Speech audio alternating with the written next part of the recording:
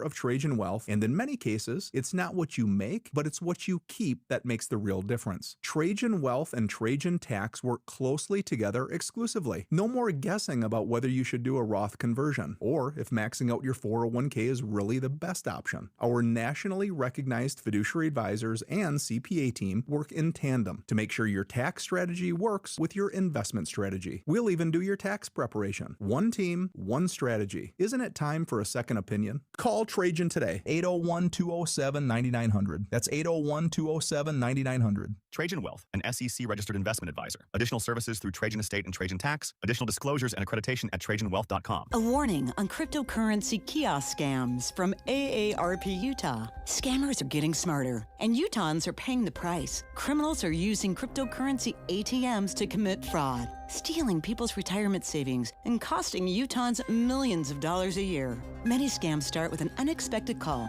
text, or email from someone claiming to be a trusted source, like your bank, a business you use, or even law enforcement. They'll tell you there's an urgent problem and instruct you to take cash to a crypto kiosk or ATM. They may even stay on the phone pressuring you to act fast and keep it secret. But once you feed cash into a crypto ATM, it's converted to cryptocurrency and sent to the scammer's wallet, and it can be almost impossible to recover. Remember, no legitimate organization will ever ask you to pay with cryptocurrency. Learn more at the rising cost of cryptocurrency scams by visiting aarp.org/UT. A message paid for by AARP Utah.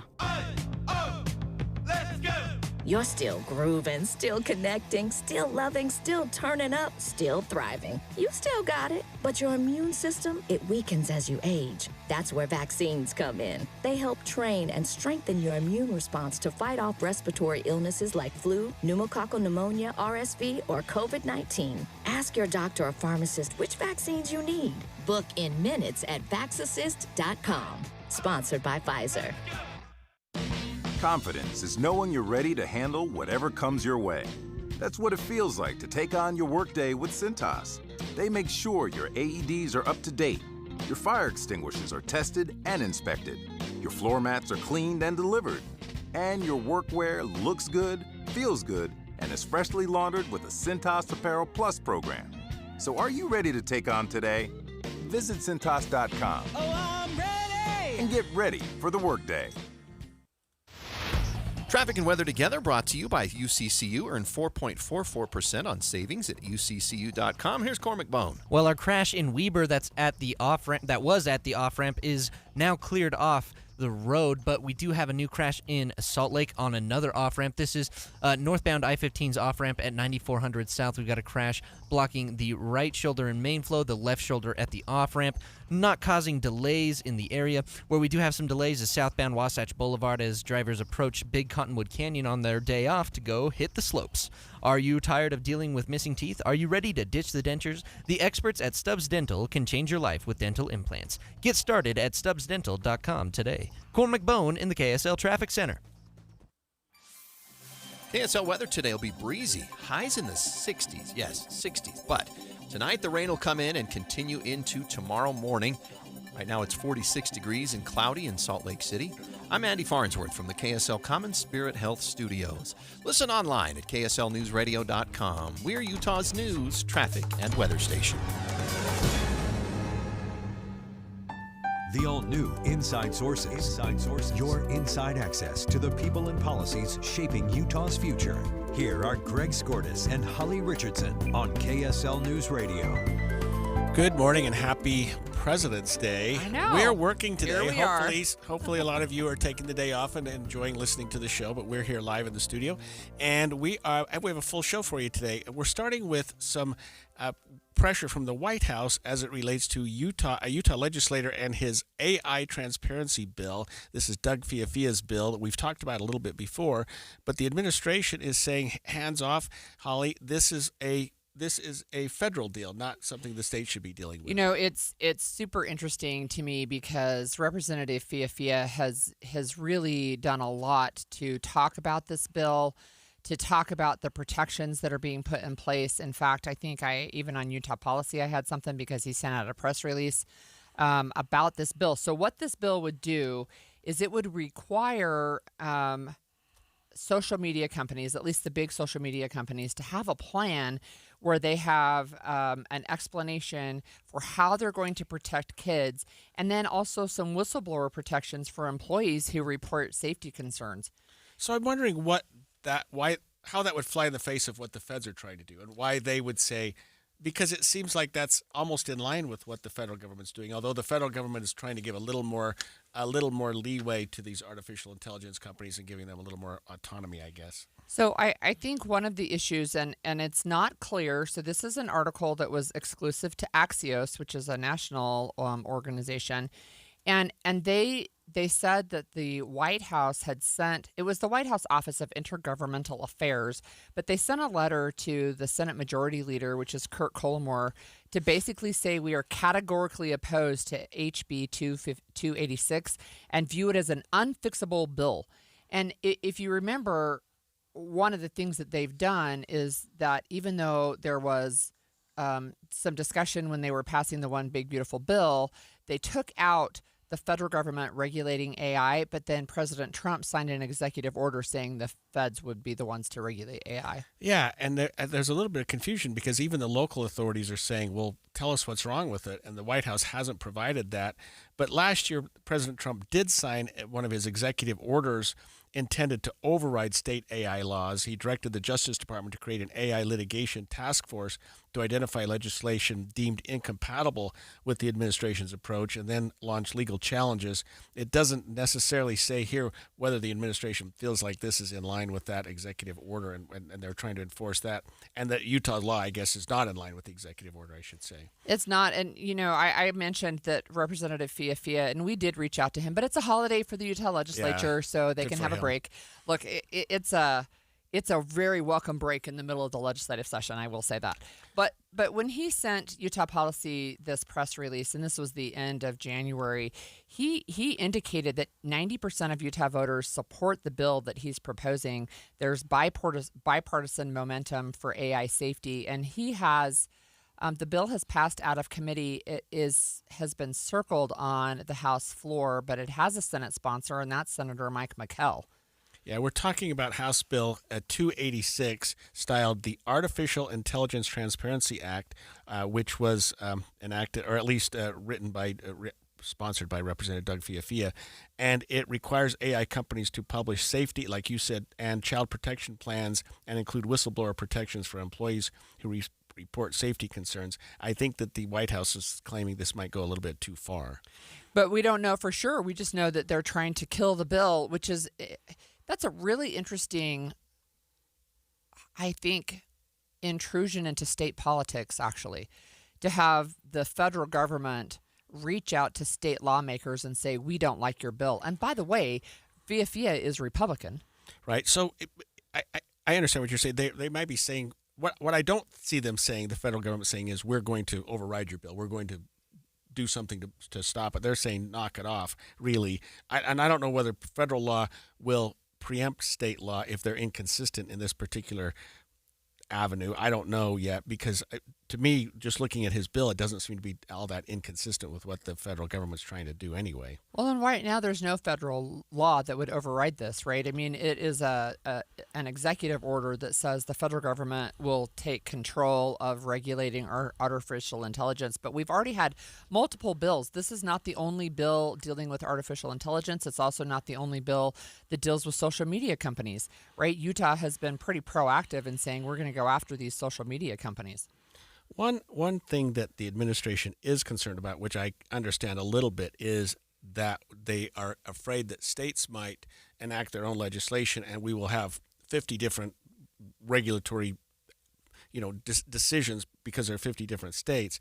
California has what they are calling their AI transparency law, and I think that the White House is saying we don't need 50 different. Yes, but I know. It's still right. I understand. I think it's a state issue too. The states are supposed to be the 50 laboratories of democracy, right? And so, unless there's a particular clear nexus that the federal government should be involved, it's supposed to be left up to the states.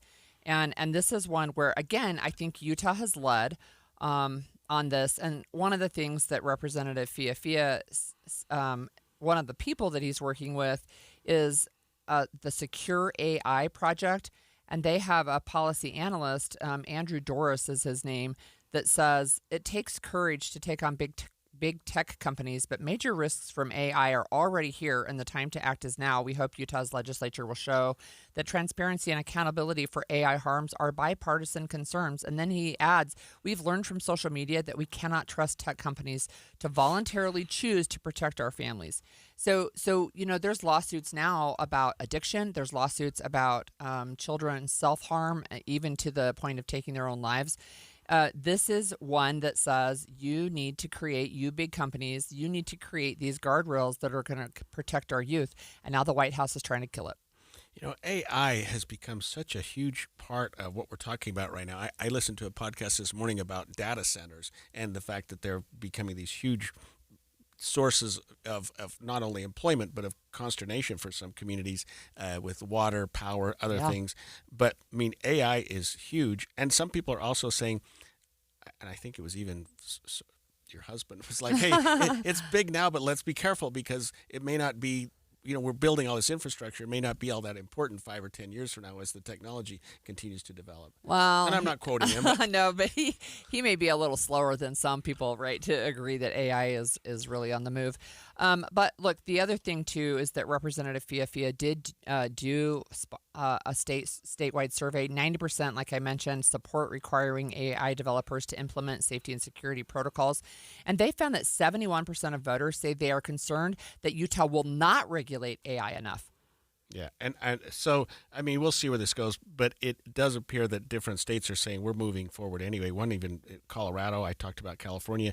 Utah's way ahead of the curve, and Utah has been from day one. I mean, Utah has really been on top of this, and hopefully we'll continue to do that and say to the federal government, hey, we've got this under control. Keep your hands off of what we're doing here in our state. Yeah, we're going to keep an eye on that for sure. Sunday was the deadline.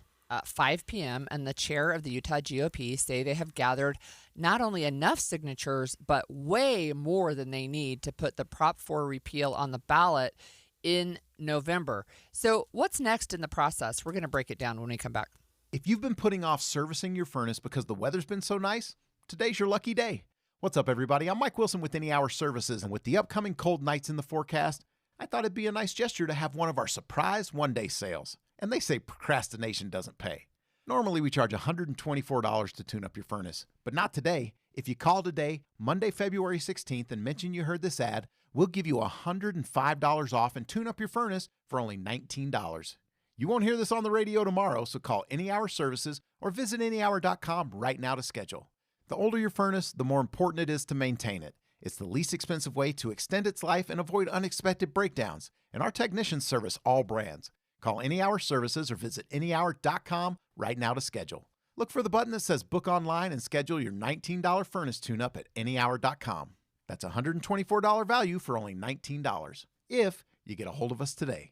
Google Any Hour Services or schedule online at anyhour.com. Hi, this is Doug Wright. I've recently seen 2 just delightful plays at Hale Center Theater. One is called Peter Pan Goes Wrong. When a local drama company stages Peter Pan, the stalwart thespians and crew face about any disaster or mishap that you can imagine, and their distress and their consternation fuels our delight and laughter. This is so much fun, and I challenge you not to laugh. And plus, my favorite radio station even gets a nod in this ill-fated production. And then, on the brand new Beehive stage, 2 local playwrights, Fox and Dietline, have a brand new musical, Hallmarked. It includes tidbits of every Hallmark movie plot you have ever seen. A young woman heads to Vermont to save a floundering reality cooking show, but she's determined not to be Hallmarked. You're going to love the play. You're going to love the music. Get your tickets at hct.org. Don't forget, Hunchback of Notre Dame coming up on March 9th. Meet Matthew Preston.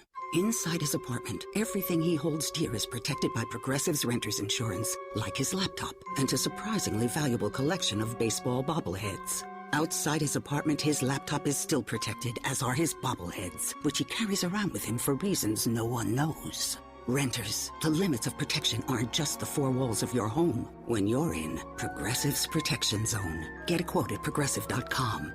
Progressive Casualty Insurance Company, affiliates, and third-party insurers. At the UPS Store, We know being a small business owner means holiday time is still go time.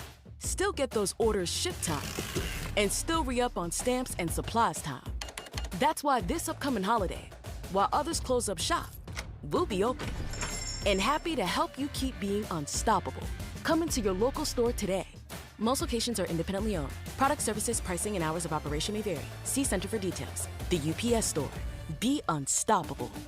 When Team USA is on, you can almost see the moment a kid starts believing they could be next. Now, while Xfinity can't guarantee that, they can guarantee something just as important, that your internet price won't change for 5 years. No contracts or commitments, so while your kid is ordering gear online, streaming highlight reels, or video chatting, your Xfinity internet price won't budge. And who knows, by the time the next Olympic Winter Games roll around, your kid could be getting fitted for their very own Team USA uniform, and guess what? You'll still be paying the same price for reliable Wi-Fi. And there's even more to enjoy with the Xfinity Gold Medal Celebration. Now through February 22nd, get their best price on gig Wi-Fi for 5 years guaranteed. Just $50 a month, plus get Peacock Premium included for 2 years. That's a $10.99 monthly value. Xfinity. Imagine that. Proud partner of Team USA. Restrictions apply. Requires paperless billing and auto pay with stored bank account. Taxes and fees extra. Actual speeds vary. Every day here in Utah, people turn to KSL News Radio for one simple reason: trust. Trust for our reporters, hosts, our coverage, and trust in the businesses heard right here. I've met so many of our listeners over the years, and they'll tell you KSL is part of their daily routine, in the car, at work, at home. And when they hear your business here, it carries the weight of that trust. It isn't just another ad. It's a recommendation coming from a reliable source. When you advertise on KSL News Radio, you reach a loyal, highly engaged audience who listens intentionally. They show up for breaking news, accurate information, and meaningful conversations. And because of that connection, they respond. And when you pair our on-air credibility with digital tools like display advertising, social media, streaming audio, search, geo-targeting, and retargeting, you get a full funnel strategy that works and reaches the right people at the right time. Get marketing that truly moves the needle. Partner with the voice Utah trusts. KSL. Learn more at kslnewsradio.com/advertise. Inside Sources. Inside Sources. Last week on this show, we interviewed Utah Republican Chair Rob Axson about the ballot initiative, or excuse me, the number of votes that were still needed to get back on the ballot this idea to repeal Proposition 4. I'm not saying it very well, but they needed something like 141,000 signatures. They had about half of that then, and this was like Thursday or Friday. So Friday. It sounded like it was the chances of getting the number up to where they needed was pretty bleak. They're now claiming that they do have enough signatures to do that. Here's KSL TV's Shelby Lofton on what they turned in on Sunday. Several large plastic totes holding packets of voter signatures were wheeled into the Salt Lake County Clerk's office just in time. We have well north of 200,000 signatures. County clerks like Lanny Chapman have 21 days to verify all of those signatures. Then we'll officially know if voters will get to decide if Prop 4 is overturned in November. The 2018 law created an independent redistricting commission and banned gerrymandering.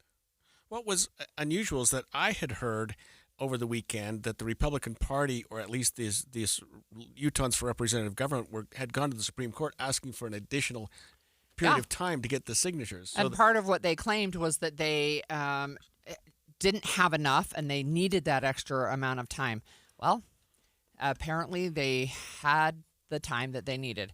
So Rob Axson actually was on Utah's Morning News just about 30 minutes ago, too, and he had this to say. Yeah, we had great support from across the state. We have well over 200,000 signatures that were submitted, and so we've far exceeded the statewide requirement under the law as well as the Senate district requirement. So very excited about making that accomplishment and a sense of gratitude to all of the Utahns who signed.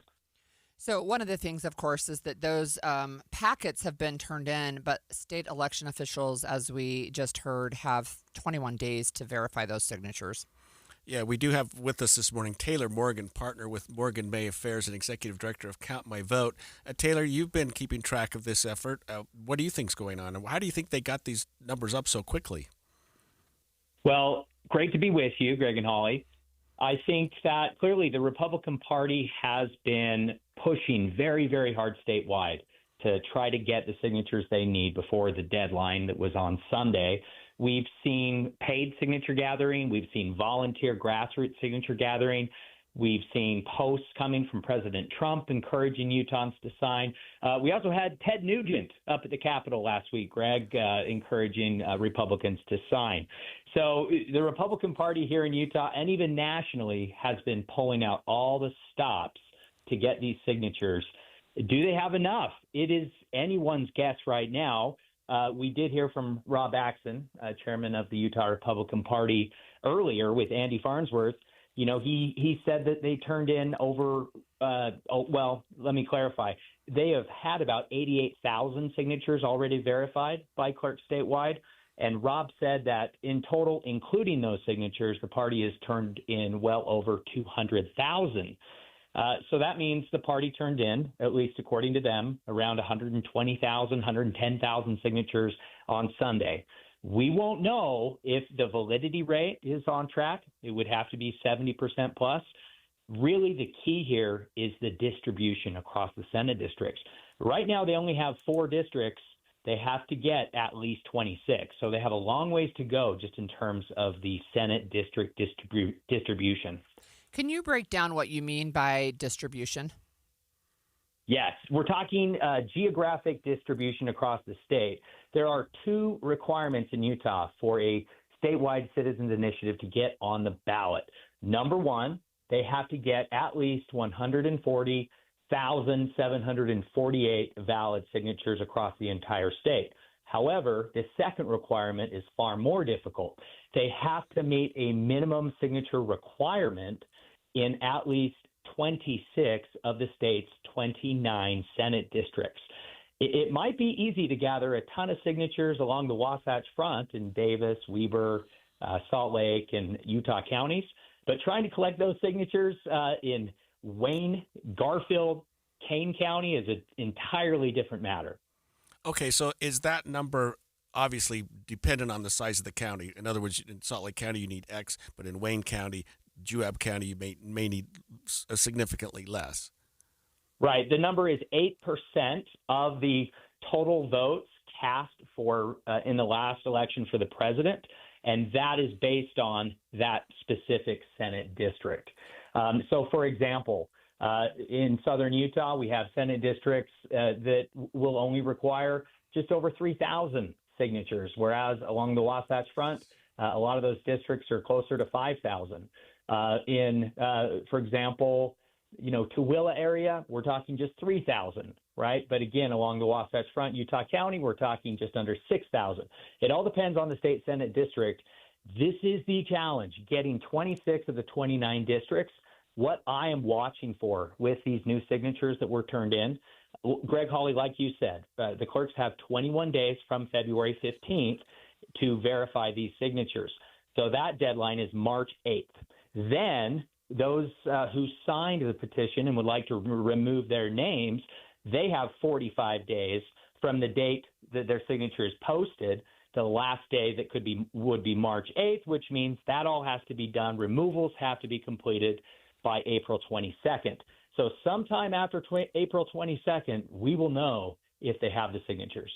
Wow, that's really interesting. And I just wanted to clarify for our listeners, we have 29 counties and we have 29 Senate districts, but it's not a 1-to-1, right? Because that's right.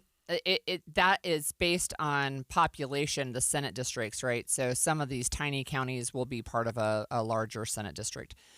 Yes, we have many state Senate districts that are multi-county. That's right. A great point, Holly. Yeah. So one of the things that I'm curious about is I saw the push from both President Trump and J.D. Vance saying, keep Utah red. So a couple of things. One, this is not going to affect the 2026 election, correct? That's correct. So this is going to be on the ballot in November for Utah voters to say whether they want Proposition 4 to stay part of the Utah Constitution or not. And then second, if we're saying if we, the voters of the state of Utah, want Republican representatives, we're just going to vote for Republican representatives. Why do we need this removed to keep Utah red? Great question, Holly. I think we're talking maybe political rhetoric versus academic speech. In that case, there's a little more latitude. I think the goal is by President Trump and Vice President Vance, the goal is to try to push people to sign. I'm not sure that they're getting into the details, Holly. Hey, so Taylor, let's assume that the GOP got the votes and that the signatures, and that they got what they needed in each of the 29, or at least the 26 Senate districts that are required. What does it look like in November? There's something on the ballot that says should Prop 4 be repealed or something like that, and then the voters would just vote. I mean, because we're effectively revisiting Prop 4, right? Yes, that's exactly right, Greg. If the Republican Party gets the signatures and 26 of 29 Senate districts, then their language, their initiative language, which would affect Utah code, that goes on the November 2026 ballot for Utah voters to either vote yes to remove Prop 4 or vote no to keep Prop 4. I expect that if they indeed qualify for the ballot, we will see millions of dollars coming in on both sides for a very expensive, very high-profile ballot campaign in November. We could very well end up with the same result that we got in 2018. Absolutely right. Interesting. Absolutely right. And, Greg, not to be too critical of the Utah Republican Party, but we know that over $4 million of out-of-state PAC money has come in to pay for this signature effort. All of this could have been avoided by a simple vote, 2/3 vote of the legislature to put this on the ballot in November, rather than having to gather all of these signatures. Interesting. Thanks so much for joining us, Taylor. That was Taylor Morgan. He's partner with Morgan May Affairs and executive director of Count My Vote, and he's been a friend of the show for a long, long time. So let me ask you this, and I know we've only got a few seconds, but I suppose it's codified in state law how this was set up, that you have to have 140,748 That's right. and for Citizens Initiative. Yeah, and then 4% of the 26 of the 29 districts. Yep, that's right. I'd never seen that. Anyway, yeah, I mean, it seemed like it's fairly straightforward what needs to be done. done. And it's a pretty high bar, and it's meant to be. And maybe they've got numbers. I certainly trust Rob Axson, but from where we were Thursday or Friday to today, he literally doubled the number of signatures gathered in 3 or 4 days. Anyway, when we come back, a proposal to raise the cigarette tax by $2 is moving forward. We'll talk to the bill sponsor on that after the break. 9:30 at KSL News Radio. I'm Andy Farnsworth. KSL's top story this hour: a woman was found dead near the Mueller Park trailhead in Bountiful early this morning. Davis County Sheriff's Office spokesperson Stephanie Dinsmore says a group of teenagers found the woman's body while hiking just after 6 a.m. Dinsmore says they don't know yet how the woman died or whether there was foul play. Every death is investigated as a homicide until it's ruled out to be a homicide, so we will be processing the scene and making determinations from that point on. Right now, we do not believe that there is a public safety threat. Police don't know yet how long she's even been in the area or if she's from the area. We'll keep you updated as we get new information. Utah lawmakers are one step closer to increasing taxes on nicotine and tobacco products. KSL News Radio's Alexandria Bonilla reports. A bill to do so has made it through a House committee, and it's on its way to the full House for a vote. It would make cigarettes about $2 more and nicotine pouches about $3 more. Those in favor of the bill say it would deter younger people from smoking, and the higher the price point, the less people want to take part in it. Others argue it would just make people spend their money outside of the state, going somewhere like Idaho or Wyoming for the same products. Some lawmakers say nicotine products aren't always bad, and sometimes they can actually help people quit in the form of patches or even pouches. Alexandria Bonilla, KSL News Radio. Our top national story this hour from ABC News: the Department of Justice has told Congress they won't be releasing any more Epstein files, as some Democratic and Republican lawmakers blast the administration's handling of the investigation. The DOJ is arguing that the millions of pages the department withheld and the heavy redactions in the records it released were to comply with privacy protections in the law. Your money at this moment: the Dow closed today for President's Day. Coming up, enjoy the warmer weather today because it's going to be gone by tomorrow. KSL weather's next. KSL News Time, 9:31. The sources where we get our news matters. When you listen to Utah's Morning News, we want you to feel the stories are important to you and trustworthy. This is Amanda Dixon. And I'm Andy Farnsworth. Join us weekday mornings on KSL News Radio. Are you looking to upgrade your home this year? Advanced Window Products is your local window and door manufacturer that sells direct to the public. That's right, celebrating 40 years serving Utah since 1986. And right now, it's the New Year, New Window Sale. Get $2,500 off when you buy 10 windows or more. Our windows are made right here in Salt Lake City. Sales and installation are all in-house, meaning no middleman markups. You get the most affordable, high-quality custom windows in the state. We build it, we install it, and we guarantee it for life. Every window comes with a lifetime warranty, labor, glass, and parts included, serviced by our local team, and the warranty is transferable to the next homeowner. Financing is available too. Save now, pay later, with payments as low as $150 a month. Buy local and support the local economy. Don't wait. Buy 10 windows or more and get $2,500 off. Beat the rush and call today. Call us at 801-850-9100. That's 801-850-9100. Or visit us at advancedwindows.com. I love a day on the water with friends, but my moderate to severe plaque psoriasis sometimes holds me back. Now I'm all in with clearer skin thanks to Skyrizi. Risankizumab Riza, a prescription-only 150 milligram injection for adults who are candidates for systemic or phototherapy. Teaching music is my passion, but my active psoriatic arthritis can limit me at times. Now I'm treating my joint symptoms with Skyrizi. With Skyrizi, most people with plaque psoriasis saw 90% clearer skin at 4 months. Or if you are an adult with active psoriatic arthritis, Skyrizi helps you move with less joint pain, stiffness, swelling, and fatigue. Don't use if allergic to Skyrizi. Serious allergic reactions, increased infections, or lower ability to fight them may occur. Before treatment, get checked for infections and tuberculosis. Tell your doctor about any flu-like symptoms or vaccines. There's nothing like clearer skin. There's nothing like better movement, and that means everything. Ask your doctor about Skyrizi. Visit Skyrizi.com or call 1-866-SKY-RIZI to learn more. Amanda, I've been taught to begin with the end in mind. And when it comes to something like weight loss, that's really, really important because some weight loss plans have no end. It's like another refill or another bill or another year. But SOTA weight loss has a finish line. You learn it once, you use it forever. And I'm all about health. I mean, I don't want to have my body become addicted to another drug that I have to take forever in order to be healthy. I want the opposite of that. I want fewer medications. I want my body to learn how to do this on its own and be strong. For so many weight loss drugs, you have to just take them forever in order to maintain that feeling when you cross the finish line. Yeah. When I hit 70 pounds that I let go of in 5 months, what an amazing feeling. And it was amazing to know I could just go forward from this point. You can talk to a nutritionist and ask all your questions at 866-800-SOTA. Or you can go to SOTAweightloss.com. That's SOTA weightloss.com. Because at SOTA, join us for a short time to have results that last a lifetime. Traffic and weather together brought to you by UCCU. Direct deposit gets you $300. Love where you bank. Here's Cormac Bone. Roadways all across the Wasatch Front looking really good speed-wise, but we got a couple of crashes. First is northbound I-15's collector ramp.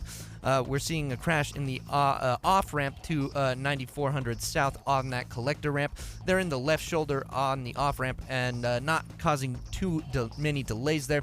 And then we have a crash on I-80 in Parley's Canyon. This is eastbound approaching Mountain Dell Reservoir. They're blocking the right shoulder.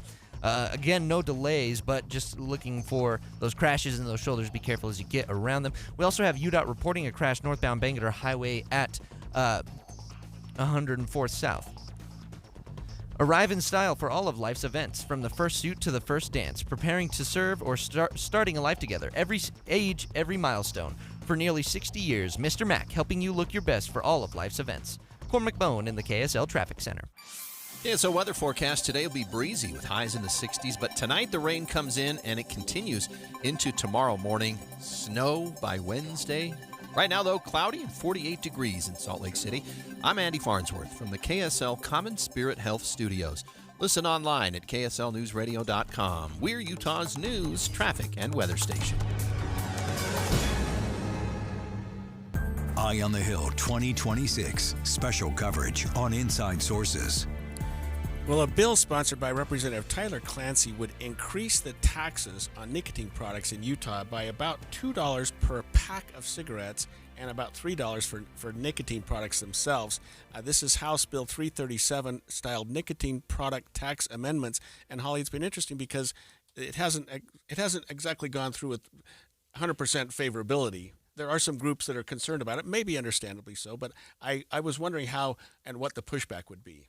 Well, I had to look it up, right, because people were pretty passionate on both sides. But we have the expert to tell us, and that's the sponsor, Representative Tyler Clancy. Thanks for joining us today, Representative Clancy. Good morning, Holly and Greg. Glad to be here. So tell us about this bill, what it does. I don't know that I articulated it particularly well, and what it's intended to do. So I would say it's really three big things. It's making sure that less kids start smoking, more adults can quit smoking, and then we have the revenue to fund those health and prevention programs. I mean, there's some big numbers that I think stick out in this space. 15% of cancer deaths in Utah are attributed to smoking, racking up about $630 million in annual health care costs and about $135 million in Medicaid costs for the state of Utah. So it's not often that voting for a tax increase can actually decrease the tax burden to the state.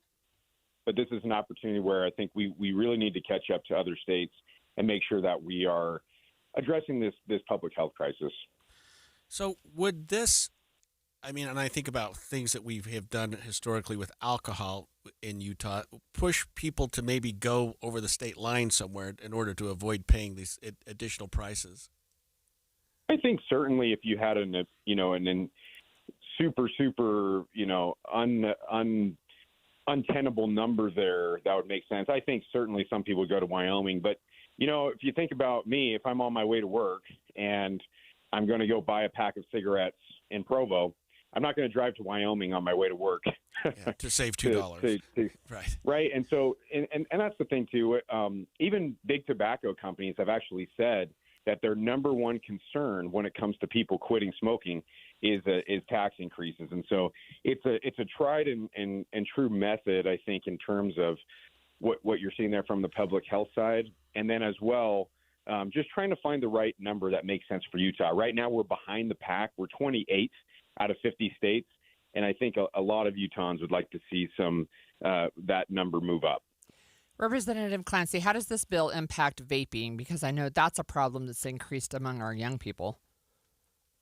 So it's really interesting when you talk about vaping. We eliminated over the past 2 years all of the flavored vapes that are sold in stores. However, we still know that in a lot of these tobacco warehouses and vape shops, and this is reflected in the bill, they are selling a lot of illicit products under the table. This is a big thing for the Department of Public Safety and Salt Lake City Police Department, who are out there and enforcing this and selling psilocybin candy. And if you watch my presentation, you can see some of these pictures. It's unbelievable. So that's why I think too, where we took vaping on really hard, and we want to make sure that we're all rowing in the same direction. And so we're not just focusing on one product, we're focusing on the entire public health challenge for Utah. You mentioned at the outset, Representative Clancy's three things that you thought the bill would accomplish. And I want to just go to the third one, which is money prevention programs. Does that mean that there is some sort of a earmark or cutout in the bill that would provide that this $2 or whatever we get out of it, part of it goes into specific programs to prevent young people from jumping into the smoking problem or adults from staying in it? That's right. So I can't take the credit for that. So the architects of the original Utah tobacco tax is actually President Stuart Adams, Walt Plum, and Mr. Art Brown. They created in the initial tobacco tax structure, making sure that there's earmarks that go to these prevention programs, the quit line, everything that we recognize the challenges that come with smoking. And so the bill continues those earmarks, but it doesn't create any new ones. And so by making sure that we're adjusting the tax rate, you'll see more funding go to those programs. So that bill passed out of committee 9-2. I was intrigued that it was 2 Republicans who voted against. What's your anticipation on the House floor? Well, listen, I think a lot of people are surprised. We're 6th when it comes to alcohol taxes in Utah and 28th when it comes to tobacco taxes. And no one can really articulate why that would be, particularly when, that the big number that stands out to me is 15% of all cancer deaths in Utah attributed to smoking. This is not about, judging people for their choices. It's not about a moral framework here. It's a recognition that this is a product that's not just addictive, but on the box it says it kills you, right? And so if, like I said in the committee, if there was number 2 pencils that were being sold at the store and on the box it said, warning, if you continue to use these number 2 pencils, it will kill you. As policymakers, I think we would regulate those in a different way than a pencil that doesn't kill you, right? And so those are the kinds of hard questions we need to grapple with and discuss. But I'm confident we'll move the ball down the field. Can you tell our listeners, like myself, who have no idea what a pack of cigarette costs now, what the $2 increase would be? And I know there's probably different numbers across the board depending on where you go, but to me that seems like a significant amount. I guess I didn't realize a pack of cigarettes didn't already cost something less than that, but maybe it's more. What does $2 represent as a percentage? Right. So I did some market research over the past couple months and bought a couple different cigarettes from different places. I would say the average probably about $8 a pack right now. Currently, the Utah tobacco tax is $1.70, and that includes that tax there. And I would say this about the rate and about the number is we want to move the needle in the right direction for Utah kids and for Utah families. But we need to find something that makes sense. I started with $2 because that would get us to parity with our alcohol tax rate. But once again, I'm open to working with anyone and finding a solution that makes sense for Utah families and making sure that our kids don't get into these deadly habits and that our adults have the resources they need when they want to quit. All right. Thanks so much, Representative Clancy, for talking to us on your day off. We really appreciate that. $8 for a pack of cigarettes. That seems like I have no and idea. It would go up to 10. I guess I just didn't keep track. That just seems like a lot of. I was thinking like a carton or something like that. But yeah, no, just we don't know those things. Right. So, look, speaking of taxes, we just talked with Representative Clancy, but when we come back, we're going to talk about a tax reform bill that is trying to remove what people are calling the marriage penalty. We actually talked with the bill sponsor when we were on the Hill last week. But our next guest supports the idea of removing the marriage penalty, but wants to make sure that that bill doesn't inadvertently penalize single parents. So stay with us and over the break. If you've been putting off servicing your furnace because the weather's been so nice, today's your lucky day. What's up, everybody? I'm Mike Wilson with Any Hour Services, and with the upcoming cold nights in the forecast, I thought it'd be a nice gesture to have one of our surprise one-day sales. And they say procrastination doesn't pay. Normally, we charge $124 to tune up your furnace, but not today. If you call today, Monday, February 16th, and mention you heard this ad, we'll give you $105 off and tune up your furnace for only $19. You won't hear this on the radio tomorrow, so call Any Hour Services or visit anyhour.com right now to schedule. The older your furnace, the more important it is to maintain it. It's the least expensive way to extend its life and avoid unexpected breakdowns, and our technicians service all brands. Call Any Hour Services or visit anyhour.com right now to schedule. Look for the button that says Book Online and schedule your $19 furnace tune-up at anyhour.com. That's a $124 value for only $19, if you get a hold of us today. Google Any Hour Services or schedule online at anyhour.com. KSL offers the best daily newsletter in the state. It's the 3 things you need to know. Every weekday, we deliver quality and relevant content to your inbox. No ads, no spam, just the 3 things you need to know to be informed about the world around you. Subscribe today. Visit KSLNewsRadio.com or text the word INBOX to 57500. That's INBOX to 57500.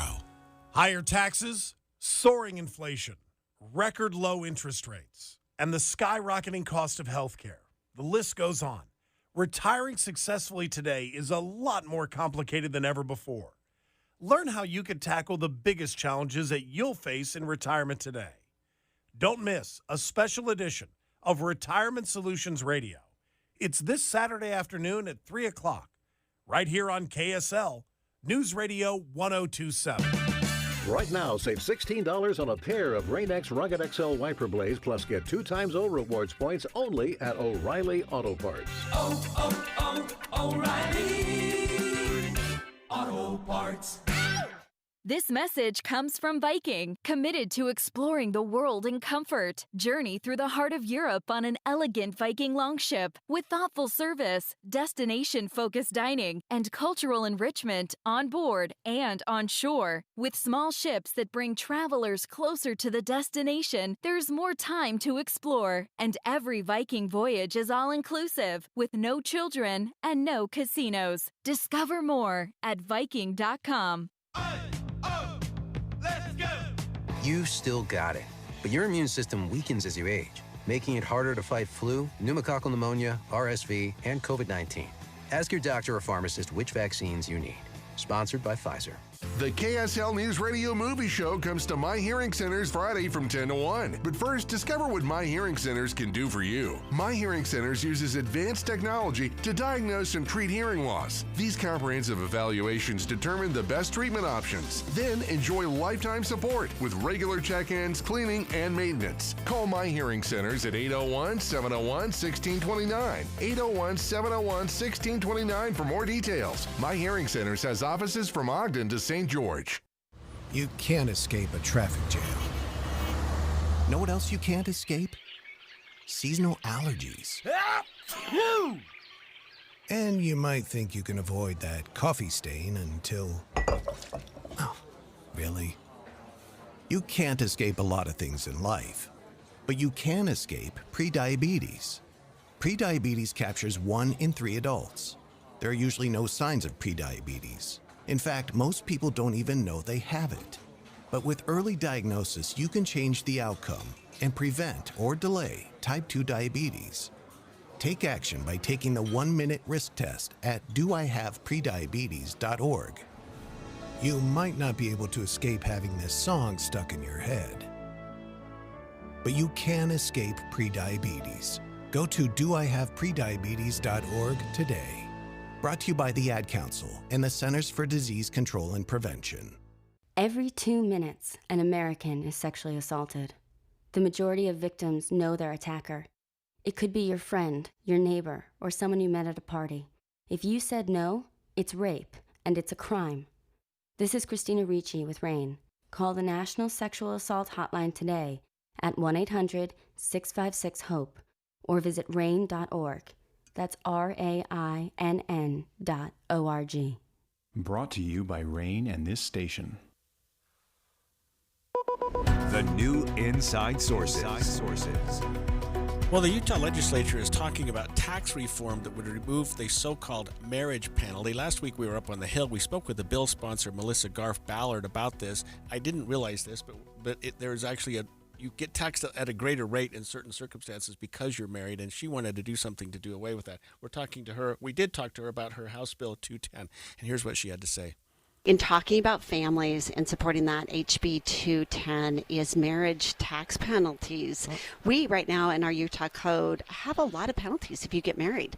So the Kempsey Gardner Institute did a report on Utah tax penalties, and that's really the base of this legislation. It takes all 4 of Utah tax code, which is taxpayer tax credit, the child tax credit, Social Security tax credit, retirement tax credit, and equalizes everybody instead of penalizing them because of their marital status. So if you're single with kids as head of household, if you're married and filing separately, then you're all at the same threshold. And if you're married filing jointly, then you're just double that because you're 2 people. And so this does not change all the welfare benefits. There's actually 72 welfare benefits that the federal government provides, whether it's CHIP, SNAP, breakfast, lunch programs, and so forth. It doesn't change any of the credits that the federal tax credits give. This is just the Utah portion, and in doing so it creates a marriage tax credit to help offset this. So this bill is really revenue neutral. We did that on purpose, and so I'm really excited. It is time for us to support marriage, to support the family, and where we as legislators can really boost the family as this is equalized is to say, if you head of household, which means single with children, or if you're married with children, it doesn't matter to me. To boost the child tax credit is boosting anyone who is needing extra support to raise their family, and that is a priority for Utahns. So we have with us on the line Nick Dunn. Nick is the Vice President of Strategy and a Senior Fellow of Sutherland Institute. And Nick, you sent Utah Policy an interesting opinion piece about this. Can you tell us your thoughts about this issue? Sure, and thanks for having me on.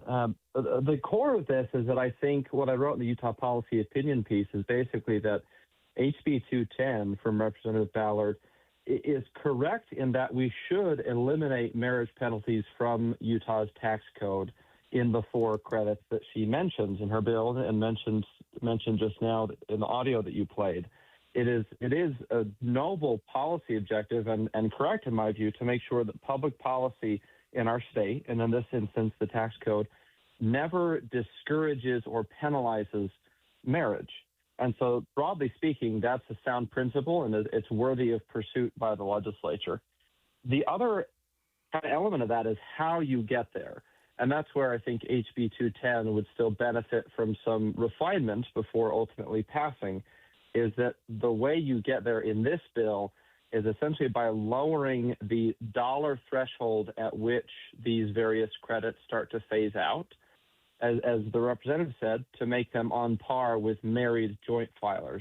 And that's kind of conventional wisdom in this issue space, is that for an unmarried single tax filer compared to a married joint tax filer, you want it to be kind of a 1-to-2 ratio, where married filing jointly, the thresholds are double the single or unmarried filers.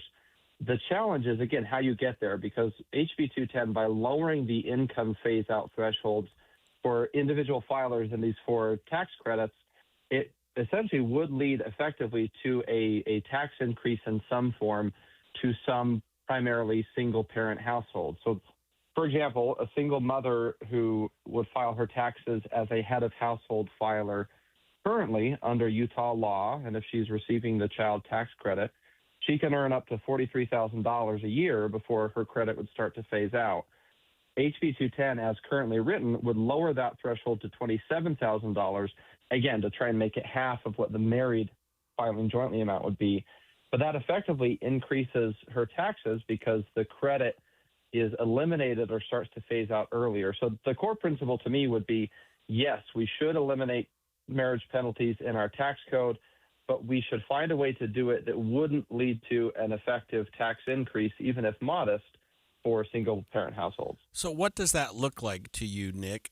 Rather than reducing that threshold for single parents, would you propose raising the threshold for married couples? I don't know that I'm phrasing that right, but what would be your tweak to the way the bill's currently written?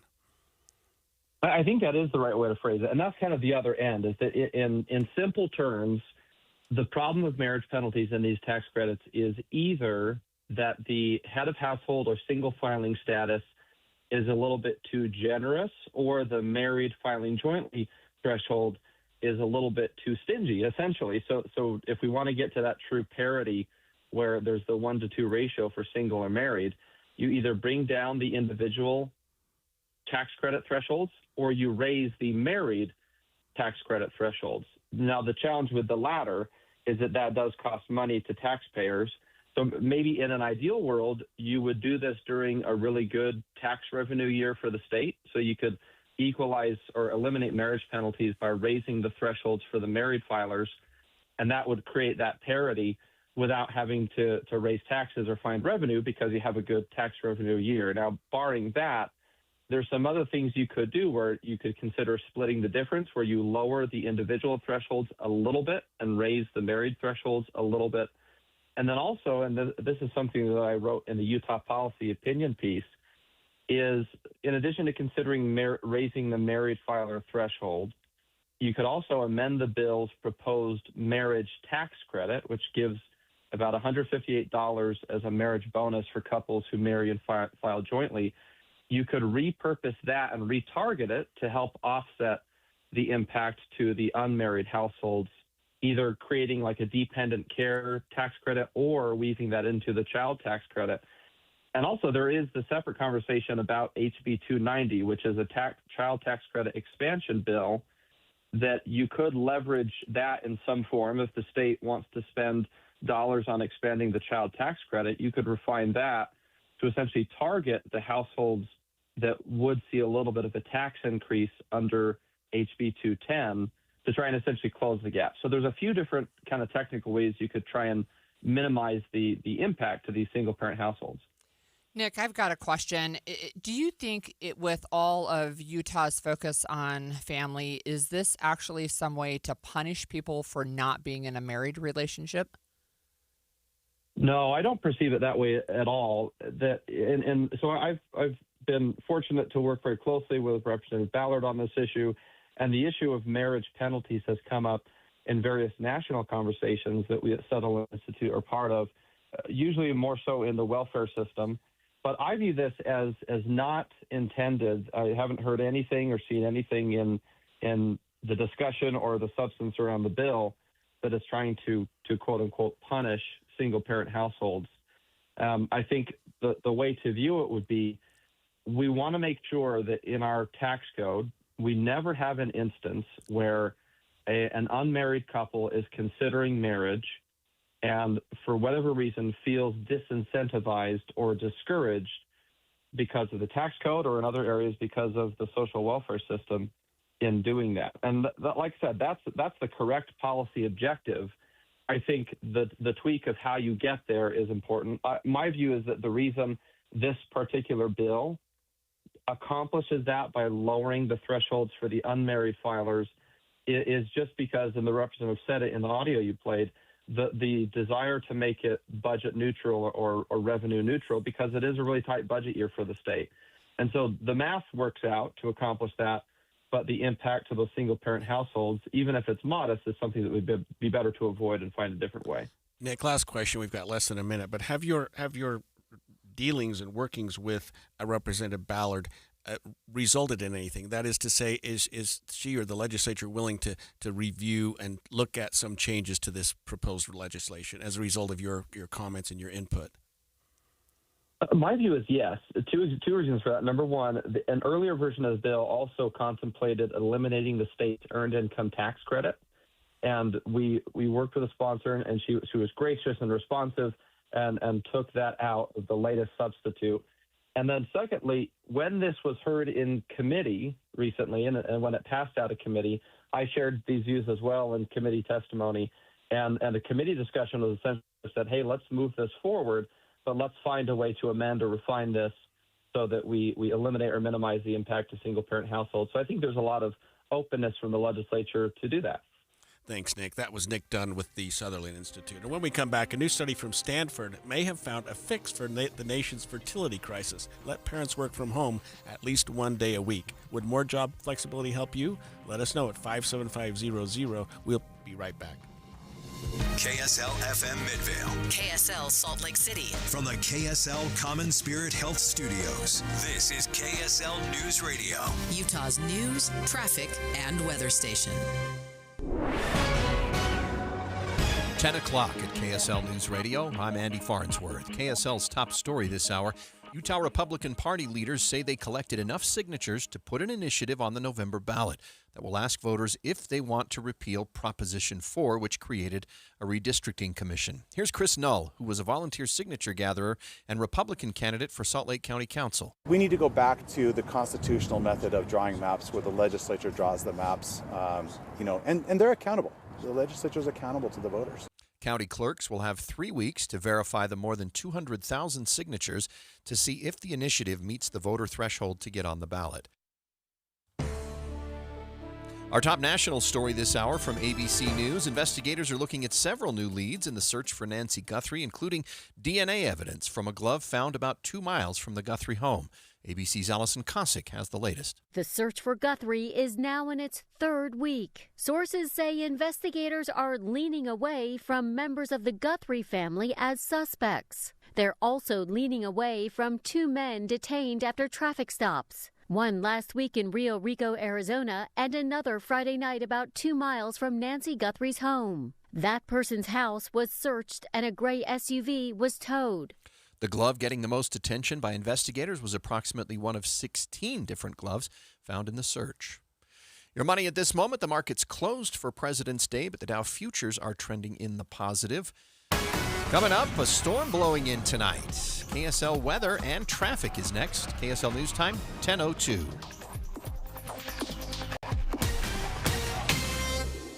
Mornings are for recharging. And they're for starting your day right. We volunteer to join you in the car. Get news and weather at 102.7 FM during the most important part of your day. Andy and Amanda, each morning between 5 and 9 on KSL News Radio. We'll admit, we've already thrown in the towel on the New Year's resolution. Yeah, and we made it through dry January. But one healthy new habit we're sticking with is Active Liver from New Nordic. Did you know your liver works around the clock processing food, sugar, alcohol, and everyday toxins? All things that can really impact your health. That's why daily support matters. Active Liver is designed to help protect normal liver function and support your body's natural detox process. With trusted ingredients like milk thistle, turmeric, and artichoke extract, it's gentle enough to take all year long. No harsh cleanses, no extreme detoxes, just simple daily liver support. We really feel the difference. Yup, more energy and the peace of mind knowing we can enjoy the good things in life while giving our liver the love it needs. Active Liver is available online at Amazon or NewNordicUSA.com. Or you can find it in stores at CVS, Meijer Grocery, Wegmans, and now Active Liver is available at your local GNC. Comcast Business helps turn today's small businesses into engines of modern business. It's how restaurants become reliably up and running neighborhood favorites. How retailers become seamlessly restocking, cyber-securing, must-visit shops. And how healthcare offices become the data managing caregivers that we all depend on. With reliable connectivity, enhanced cybersecurity, advanced fiber solutions, and Wi-Fi backup, Comcast Business is powering the engine of modern business. Powering possibilities. Now through March 22nd, switch to Comcast Business and get started with 150 megabit internet plus Security Edge for $59.99 a month for 12 months with a 2-year agreement.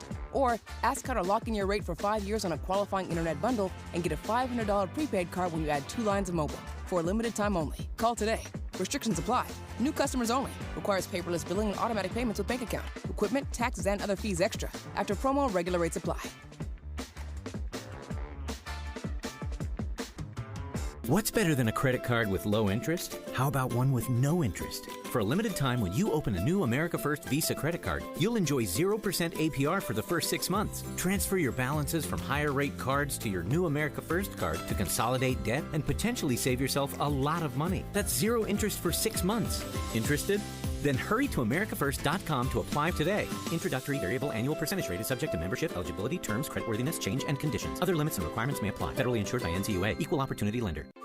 If you've been disappointed by underachieving savings, a high-yield certificate from America First can be a fantastic way to help your money start doing more. Whether you're planning for an upcoming expense or just want to save smarter and earn bigger, America First's flexible certificates are an outstanding way to grow your cash. So don't wait to get your money working. Head to americafirst.com and open a high-yield certificate today. Membership eligibility, terms, conditions, and change apply. Fees could reduce account earnings. Federally insured by NCUA. Traffic and weather together brought to you by UCCU. Up to $500 for loan transfers. Love where you bank. Let's check in with Cormac Bone. Well, roadways are looking really good all across the Wasatch Front, especially after all our crashes have cleared off the road from earlier. So I-15, once again, a problem-free drive from Ogden to Provo. Really, our only delays are at the mouth of Big Cottonwood Canyon as folks take the day off to go hit the slopes. And, of course, normal construction delays on Pioneer Crossing from Saratoga Road to I-15, both directions. Are you tired of dealing with missing teeth? Are you ready to ditch the dentures? The experts at Stubbs Dental can change your life with dental implants. Get started at StubbsDental.com today. Cormac Bone in the KSL Traffic Center. KSL weather forecast: warm and windy today with highs near 60, but showers move in tonight and then temperatures will start dropping on Tuesday. Wednesday morning, we could have snow on the valley floor for the commute. Right now, though, it is 50 degrees in Salt Lake City. I'm Andy Farnsworth from the KSL Common Spirit Health Studios. Listen online at KSLNewsRadio.com. We're Utah's news, traffic, and weather station. The all-new Inside Sources. Inside Sources. Your inside access to the people and policies shaping Utah's future. Here are Greg Skordas and Holly Richardson on KSL News Radio. Well, the White House is trying to address the rate in fertility rates, which has been falling and has reached a record low in 2024 of 1.6 children per woman. In response to that, the administration is saying, well, let's try something to encourage people to have bigger families or to have more kids. They proposed the $1,000 savings account for new children.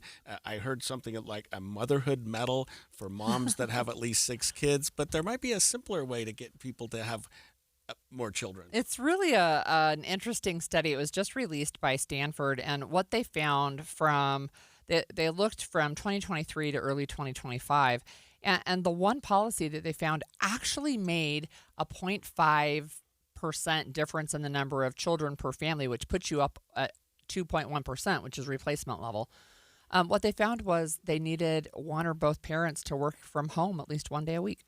Yeah, I mean, maybe not a surprise when you think about it, because it gives you a little more flexibility. It gives you a little less time away from one another, and maybe encourages people to think, I can spend more time at home, which gives me more time with a child if I have one. I can work from home, and because childcare, we've talked about in the past, is a real detriment, is a real holdback for people that are considering having children. It's definitely one of the issues, right? And one of the authors of the study told the New York Times is there's both increased opportunity because you can't get pregnant by email, and availability for parenting, so less commuting time. So we do want to hear from our listeners. Feel free to text us at 57500. Would working from home at least one day a week make parenthood more attainable for you? I'd like to hear from our young listeners especially, but even those who are older, looking back and saying, well, had that been available to me, or had we had that, because we didn't really work from home until the pandemic, and then we learned with respect to the pandemic that it wasn't such a bad thing for a lot of people. I think one of the things that we see, I think clearly, is that it has been being able to work from home at least some of the time has been really beneficial for women who work, but also for the families, right? So when you can alternate childcare duties, and that's everything from pick up and drop off at school to parent-teacher conferences, taking kids to the doctor, those kinds of things, you definitely have more flexibility when you're working from home. I think a lot of small business owners might push back on this, because a lot of them really appreciate having employees in the office, having people there on the ground, dealing with customers, dealing with clients, that type of thing. And obviously there are certain businesses where you can't work from home. You can't work at an auto shop or something like that and then work from home. But there are others, like my own law practice. Yeah. A lot of our employees work from home, especially when they just have reasons to just stay home for a day or two. So we asked this question on social media before we started this segment. Again, you can text us 57500, but we asked it on Facebook. And there are a number of comments of people largely saying, yes, it makes a difference. So more than one texter says it's not just parenthood, it's taking care of elderly parents or even a disabled spouse. It gives you that additional flexibility. Another texter said, yes. In fact, multiple texters said, yes. Basically, it did give us more flexibility, made our family life better, but work then forced us back to the office, and now there's no work-life balance. Yeah, especially people, I just remember in my own situation, when our children were young, newborns, it was really difficult to say, okay, we're going to go back to work, and leave a child who's, weeks or months old in the care of someone else. That was a really hard thing for us to do. It is hard, and it costs a lot of money. We know that, right? We know that there's a shortage in Utah specifically, But there's one texter, she points this out. She said, ever since I lost my remote job, I cannot find another remote job. I had to go full time trying to run my side business. And she said, working a corporate job is just not sustainable. She's a single mom with twins, and one of them is on the autism spectrum. She says this, the last child gets dropped off at 9, the other one gets home is 5 hours later. So tell me how I'm supposed to wake up, get the kids up, get them breakfast, get them to school, get them dropped off before 8 hours of a work shift, pick up a child who is only 5 hours after the drop off, make dinner, clean, still has time for herself.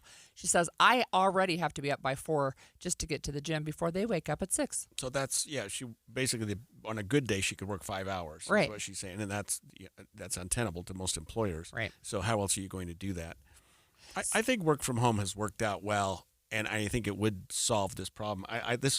We're looking at, actually an op-ed piece that was published this last weekend, a guest essay, abolish commutes, have more babies kind of. Well, it's about the study, though, so you can find multiple places where there's news articles about it and the study itself. So one of the things that's interesting about the study, I think, is that it points out that it's you don't have to work from home 5 days a week, each partner, right? Right. Is that just 1 day a week actually can really make a difference. So there may be alternative explanations. They didn't look in this study about whether families were already talking about expanding their family, and was that going to make a difference in choosing remote work, right? That's one thing. And they had, there's some mixed results, of course, but they've seen this nationally in other countries. Norway, Germany, and Italy specifically have all found the same results. If there's more work flexibility from allowing parents to work from home, the birth rate increases. The problem is that when you're deciding to start a family, you may not have that job. You may get that job at some later point, or you may have a job that changes at some point. Right. And so it's hard for some parents to think, okay, right now you're working from home, I'm not, let's have a baby, because you don't know what a year or 2 or 3 down the road is going to look like. Sure, that's right. That's right. And a lot of businesses, like you said earlier, Holly, have gone back to, hey, let's get back in the office. Let's get people back here, enough working from home. We have a poster that says this. They say, yes, my husband was able to work from home and told it was permanent, and then the employer changed their mind. Everybody has to be in the office 5 times a week. The commute is horrible. We never see him, and she would like to see the news do a story about this. Right, and then you've committed yourself. You had the child. You thought you had the alternative ability to stay home more, and then that's taken away from you. So that's got to be scaring some people away. So this Stanford study shows an additional, they are estimating 290,000 births annually since the pandemic, when people started to be able to work from home. I think what can do that, if the administration is serious, is to give businesses some incentive to allow people to work from home, either financial or otherwise, and say, look, if you have employees working from home, we're going to give you, I don't know, some tax credit. Who knows what it could look like. But if businesses had an incentive to do that, they might be more willing to think about that. Well, and they did for a while, remember? And now it's like we want to go back, and I'm not sure why, because working from home worked well for so many people. It's not for everybody. It's not every profession. I understand that. But for so many people, it worked really, really well. Yeah, I think a lot of business owners thought, hey, we were better as a team when we were all working together. Let's get the band back. And that, I don't know. I don't know that it increased efficiency or not. I think people working from home have been just as effective as not, at least in my personal experience. Yeah, I agree. And we want to hear from you. So could a flexible work from home setup make parenthood feel more doable for you? You can call us at 801-575-TALK or text us 57500, and we'll be right back after this break. If you've been putting off servicing your furnace because the weather's been so nice, today's your lucky day. What's up, everybody? I'm Mike Wilson with Any Hour Services, and with the upcoming cold nights in the forecast, I thought it'd be a nice gesture to have one of our surprise one-day sales. And they say procrastination doesn't pay. Normally, we charge $124 to tune up your furnace, but not today. If you call today, Monday, February 16th, and mention you heard this ad, we'll give you $105 off and tune up your furnace for only $19. You won't hear this on the radio tomorrow, so call Any Hour Services or visit anyhour.com right now to schedule. The older your furnace, the more important it is to maintain it. It's the least expensive way to extend its life and avoid unexpected breakdowns, and our technicians service all brands. Call Any Hour Services or visit anyhour.com right now to schedule. Look for the button that says Book Online and schedule your $19 furnace tune-up at anyhour.com. That's a $124 value for only $19, if you get a hold of us today. Google Any Hour Services or schedule online at anyhour.com. We'll admit, we've already thrown in the towel on the New Year's resolution. Yeah, and we made it through dry January. But one healthy new habit we're sticking with is Active Liver from New Nordic. Did you know your liver works around the clock processing food, sugar, alcohol, and everyday toxins? All things that can really impact your health. That's why daily support matters. Active Liver is designed to help protect normal liver function and support your body's natural detox process. With trusted ingredients like milk thistle, turmeric, and artichoke extract, it's gentle enough to take all year long. No harsh cleanses, no extreme detoxes, just simple daily liver support. We really feel the difference. Yup, more energy and the peace of mind knowing we can enjoy the good things in life while giving our liver the love it needs. Active Liver is available online at Amazon or NewNordicUSA.com. Or you can find it in stores at CVS, Meijer Grocery, Wegmans, and now Active Liver is available at your local GNC. Hi, this is Doug Wright. I've recently seen two just delightful plays at Hale Center Theater. One is called Peter Pan Goes Wrong. When a local drama company stages Peter Pan, the stalwart thespians and crew face about any disaster or mishap that you can imagine, and their distress and their consternation fuels our delight and laughter. This is so much fun, and I challenge you not to laugh. And plus, my favorite radio station even gets a nod in this ill-fated production. And then, on the brand new Beehive stage, two local playwrights, Fox and Dietline, have a brand new musical, Hallmarked. It includes tidbits of every Hallmark movie plot you have ever seen. A young woman heads to Vermont to save a floundering reality cooking show, but she's determined not to be Hallmarked. You're going to love the play. You're going to love the music. Get your tickets at hct.org. Don't forget, Hunchback of Notre Dame coming up on March 9th.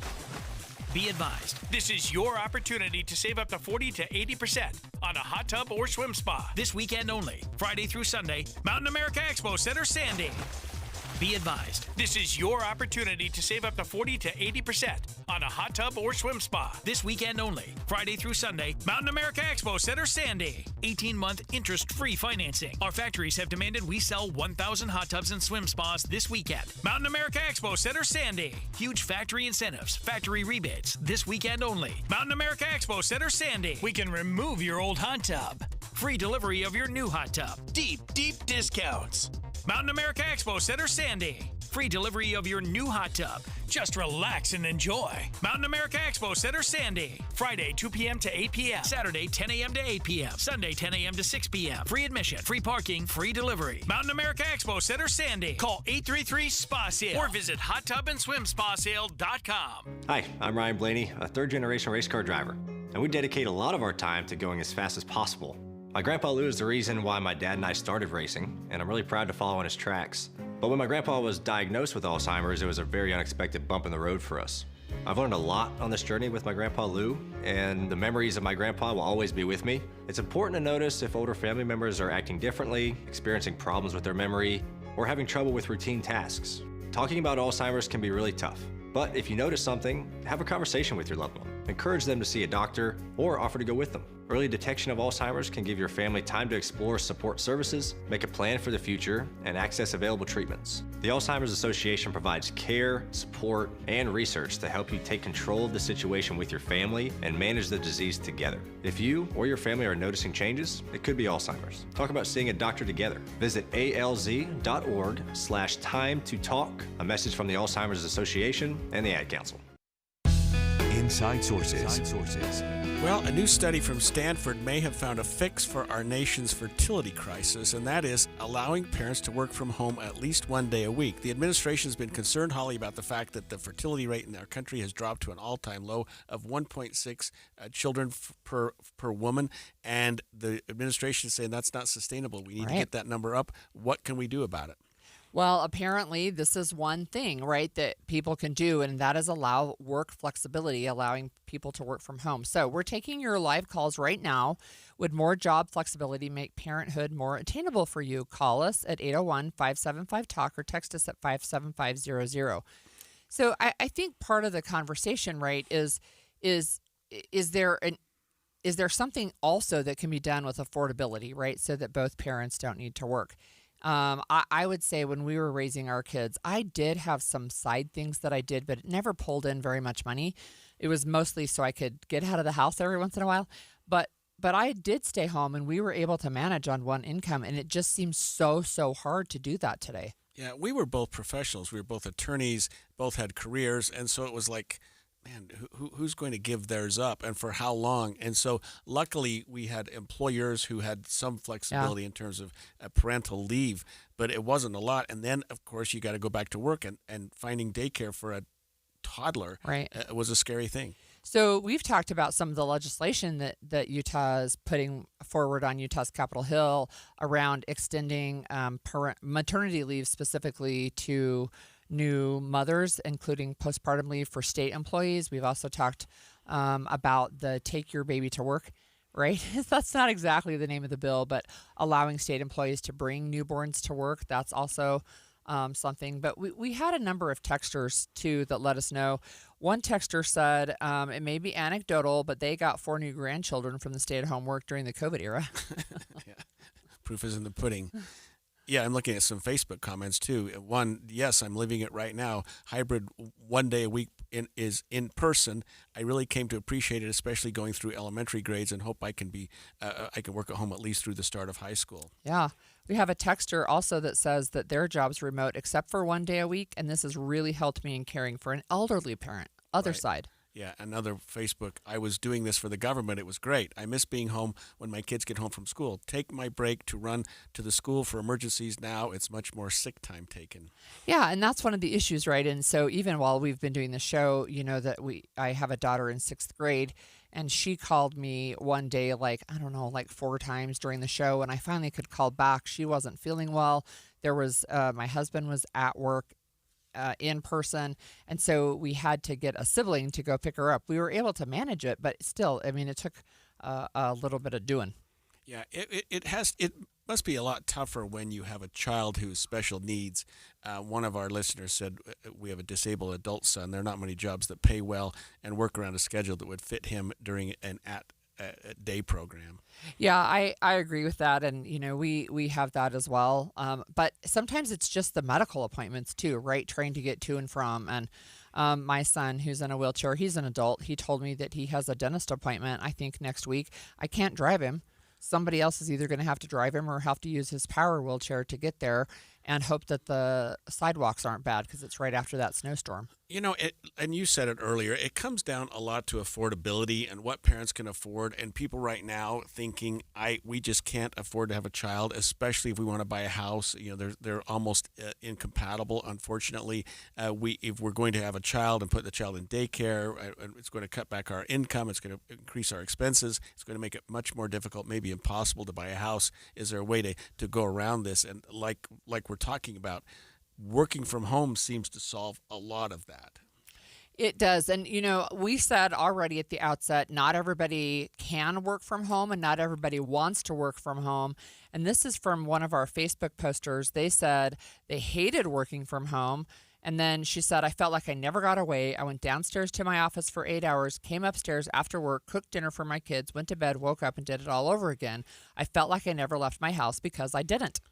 Right. Okay, so it doesn't work for everyone. We do know that. Yeah, and I know some people who stay at home too much. They get a little, stir crazy there, want to get out a little bit. So, but some people are talking about working from home 1 or 2 days a week, which seems to solve both of those problems. And one of our listeners said, yeah, we learned this during the pandemic.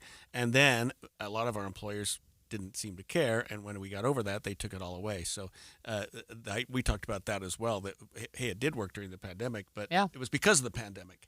And some employers said, okay, it's over, let's get back to work. Well, even though it was working, there were buildings standing empty too, so I don't know if that's part of it. But we have another texter, and I think this is really interesting. This person says, what I've seen in my 40 years of working is that there's a manager type that is such a micromanager, they can't even handle seasoned career professionals from having flexible hours, right? I was always more productive, this person says, if I had a day or two at home or remote to actually get stuff done without being in the chaos of the office. And I've seen that too, right? Especially with my husband's work. If he can work from home and not have to do meetings every 45 minutes, right, he can actually get some more stuff done. When I started practicing law, it wasn't even a discussion. I mean, I worked at the Salt Lake Legal Defenders Association, and they were generous. I worked at the District Attorney's Office, and they were generous. But neither of those groups were generous enough to say work from home. Even if, and I know you're thinking, well, if you're in court, you got to be in court. But that's not what you do all day as an attorney. Mm-hmm. But, I mean, things have changed, and things are getting better. And I think the pandemic taught us that working from home isn't going to necessarily decrease your productivity or decrease what your employer makes from your services. But I also think that some people just feel like that face-to-face that you get with your clients and your customers is lost when somebody's working from home. That can be one of the things that's part of the discussion for sure. But look, one of the other things I think that people need to be aware of is that nearly 500,000 women left their jobs in 2025. So last year, probably because of they've opted out, right? And it's one of the steepest declines on record. And one of the pieces of information about that is it's largely women with young children. And you're exactly right. When they lacked the flexibility, they ended up in a position where they either had to choose taking care of their children or working, and a lot of them felt like they had to step out. Right. Even a woman, this is a woman who says she was a C-suite executive and mother of 2 young children, and she said the juggling between being required to be available for last-minute meetings and always on call for work, she just couldn't do it. She said it was leading to some really bad burnout. And just think about where we are here in Utah, Holly. House prices are going up and have over the last 10 years really skyrocketed. Yeah. Interest rates are still higher than a lot of people want to believe and they're not ready to go purchase a home. And daycare, we don't have enough daycare centers. I think the legislator is trying to deal with setting up a variety more daycare. of But so different you've got ways, those yeah. 3 things that make it so expensive for a young couple to say, okay, let's have a baby and start a household, because you just can't get over those 3 hurdles very well. This is one person's experience as well. She's 59. She says the workplace is not what it was when I graduated college in 1988. Ageism is real and some subconscious biases are evident. In my household, I'm the main source of income with a junior in college and a sophomore in high school. I've sent out hundreds of resumes, hired a coach, landed the interviews, but not an opportunity. At 58, my plan was to teach at the college level. Now I'm looking to fast track this plan because she can't stay in corporate America. They won't hire her anymore. Yeah. Boy, I'd hate to be looking for a job at 58. You know what I mean?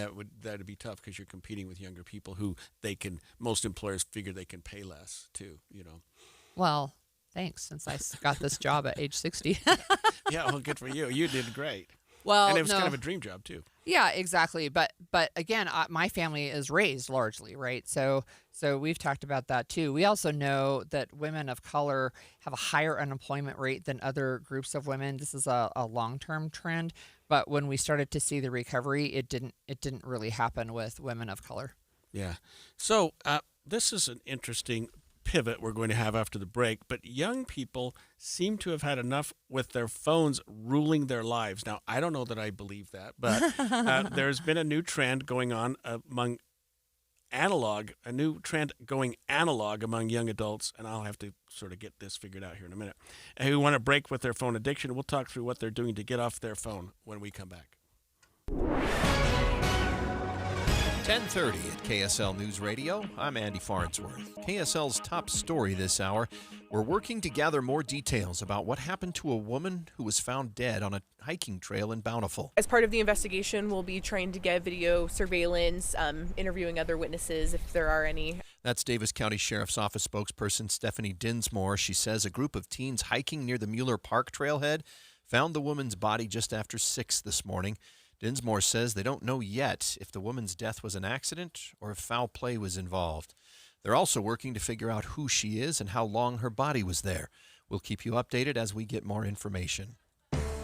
Our top national story this hour from ABC News. Some workers are trying to avoid burnout by taking gap years as adults. As a way to retain talented workers, some companies are borrowing an idea that universities have had in place for years. They're allowing employees to take sabbaticals, weeks or even months of unpaid leave to recharge the batteries. Some employers say it's a needed break to prevent burnout. Others say it gives workers new perspective on the job. One big hindrance, besides getting the okay from your boss, of course, is the cost. Even though many who've taken extended time off from their jobs say it's not as expensive as you might think, and the recharge is worth it. Sherry Preston, ABC News. Your money at this moment. The Dow is closed today for the President's Day holiday. Coming up, though, we got warm weather today on President's Day, but winter comes tomorrow. KSL weather's next. KSL News Time, 10:31. A reminder about the simplest way to get updated for your day. Hit your KSL preset when you jump in the car, and we'll take care of the rest. Hear key news updates and traffic reports. Andy and Amanda from 5 to 9 in your car. KSL News Radio at 102.7 FM. A warning on cryptocurrency kiosk scams from AARP Utah. Scammers are getting smarter, and Utahns are paying the price. Criminals are using cryptocurrency ATMs to commit fraud, stealing people's retirement savings and costing Utahns millions of dollars a year. Many scams start with an unexpected call, text, or email from someone claiming to be a trusted source, like your bank, a business you use, or even law enforcement. They'll tell you there's an urgent problem and instruct you to take cash to a crypto kiosk or ATM. They may even stay on the phone pressuring you to act fast and keep it secret. But once you feed cash into a crypto ATM, it's converted to cryptocurrency and sent to the scammer's wallet, and it can be almost impossible to recover. Remember, no legitimate organization will ever ask you to pay with cryptocurrency. Learn more at the rising cost of cryptocurrency scams by visiting aarp.org/UT. A message paid for by AARP Utah. Every day here in Utah, people turn to KSL News Radio for one simple reason: trust. Trust for our reporters, hosts, our coverage, and trust in the businesses heard right here. I've met so many of our listeners over the years, and they'll tell you KSL is part of their daily routine, in the car, at work, at home. And when they hear your business here, it carries the weight of that trust. It isn't just another ad. It's a recommendation coming from a reliable source. When you advertise on KSL News Radio, you reach a loyal, highly engaged audience who listens intentionally. They show up for breaking news, accurate information, and meaningful conversations. And because of that connection, they respond. And when you pair our on-air credibility with digital tools like display advertising, social media, streaming audio, search, geo-targeting, and retargeting, you get a full funnel strategy that works and reaches the right people at the right time. Get marketing that truly moves the needle. Partner with the voice Utah trusts. KSL. Learn more at kslnewsradio.com/advertise. This is Jeff Stout with Fink and McGregor, Mortgages Made Simple. Let's talk conventional versus FHA loans. Both offer cash-out refinances up to 80% loan-to-value or LTV, so which is best for you? It's kind of like Uber and Lyft. I always compare the two before booking a ride. Conventional loans don't have mortgage insurance under 80% LTV. However, the rates and costs get higher with lower credit scores, cash out, and high LTVs. FHA loans always have mortgage insurance, but the rates are lower, they don't penalize you for cash out and high LTV loans, and they allow for higher debt-to-income ratios. FHA often results in lower payment even with mortgage insurance. We can analyze your situation within minutes. Call us today. Fink and McGregor, Mortgages Made Simple, 801-264-9494. That's 264-9494. Or on the web at finkmcgregor.com. NMLS 289115. Traffic and weather together brought to you by UCCU. Earn 4.44% on savings at UCCU.com. Here's Cormac Bone. Well, we don't have any accidents or major delays all across the Wasatch Front, so I-15 running clean and clear from Brigham City to Santaquin. Where we do have a little bit of delay, that's on Mountain View Corridor, both directions, a little bit congested at 3500 South, nothing too major. And, of course, at the mouth of Big Cottonwood Canyon as everybody tries to go hit the slopes on their day off. Elevate your dining at The Roof, now serving lunch and dinner. Enjoy city views and cozy favorites like signature steak, pork, or salmon entrees. Visit theroofslc.com. Cormac Bone in the KSL Traffic Center. KSL weather, we could have a high near 60 today, but with the wind picking up, showers move in tonight. Temperatures drop on Tuesday with showers, and on Wednesday morning, good chance we could have snow on the valley floor. Right now, it's 52 degrees and cloudy in Salt Lake City. I'm Andy Farnsworth from the KSL Common Spirit Health Studios. Listen online at kslnewsradio.com. We're Utah's news, traffic, and weather station. The all-new Inside Sources. Your inside access to the people and policies shaping Utah's future. Here are Greg Skordas and Holly Richardson on KSL News Radio.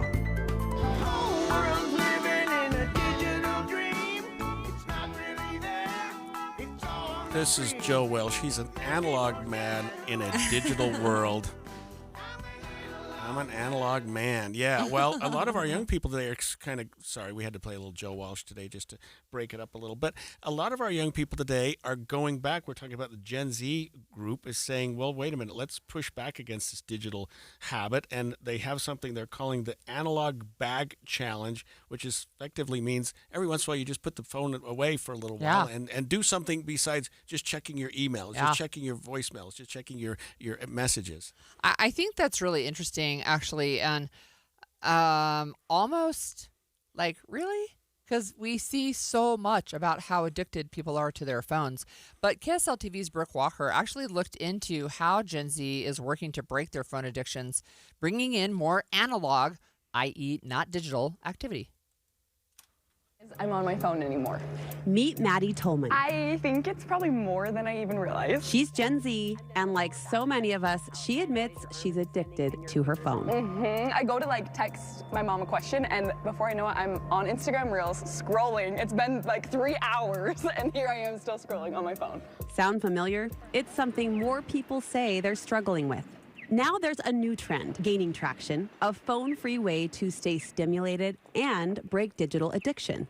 Search the hashtag #AnalogBag to find hundreds of posts showing what's inside. Starting with my subscription to The New Yorker, this has been Sketchbooks, knitting supplies, journals. The goal isn't to be productive. It's to give your brain something to reach for instead of the phone. Okay, I can do it. We put the trend to the test. We have a journal, little word search. The Analog Bag Challenge. For your reading pleasure, this is called a magazine. We have a camera in case you want to get creative, artistic. Okay. Thank you cards if you want to be. The rules: no apps, no scrolling for 2 days. This is your best friend over the next 2 days. Experts say breaking that habit can make a real difference. I think a lot of it is catching on because our brains are just so tired. Dr. Jackie Nelson explains it well. You're more hypervigilant when you're scrolling, shifting quickly between dopamine and cortisol. So you're more on edge, your heartbeat might go a little bit faster. Activities like crafting engage us in a different way. Just gives more opportunity for that creative thinking, slowing down our processes, allowing our brains to rest.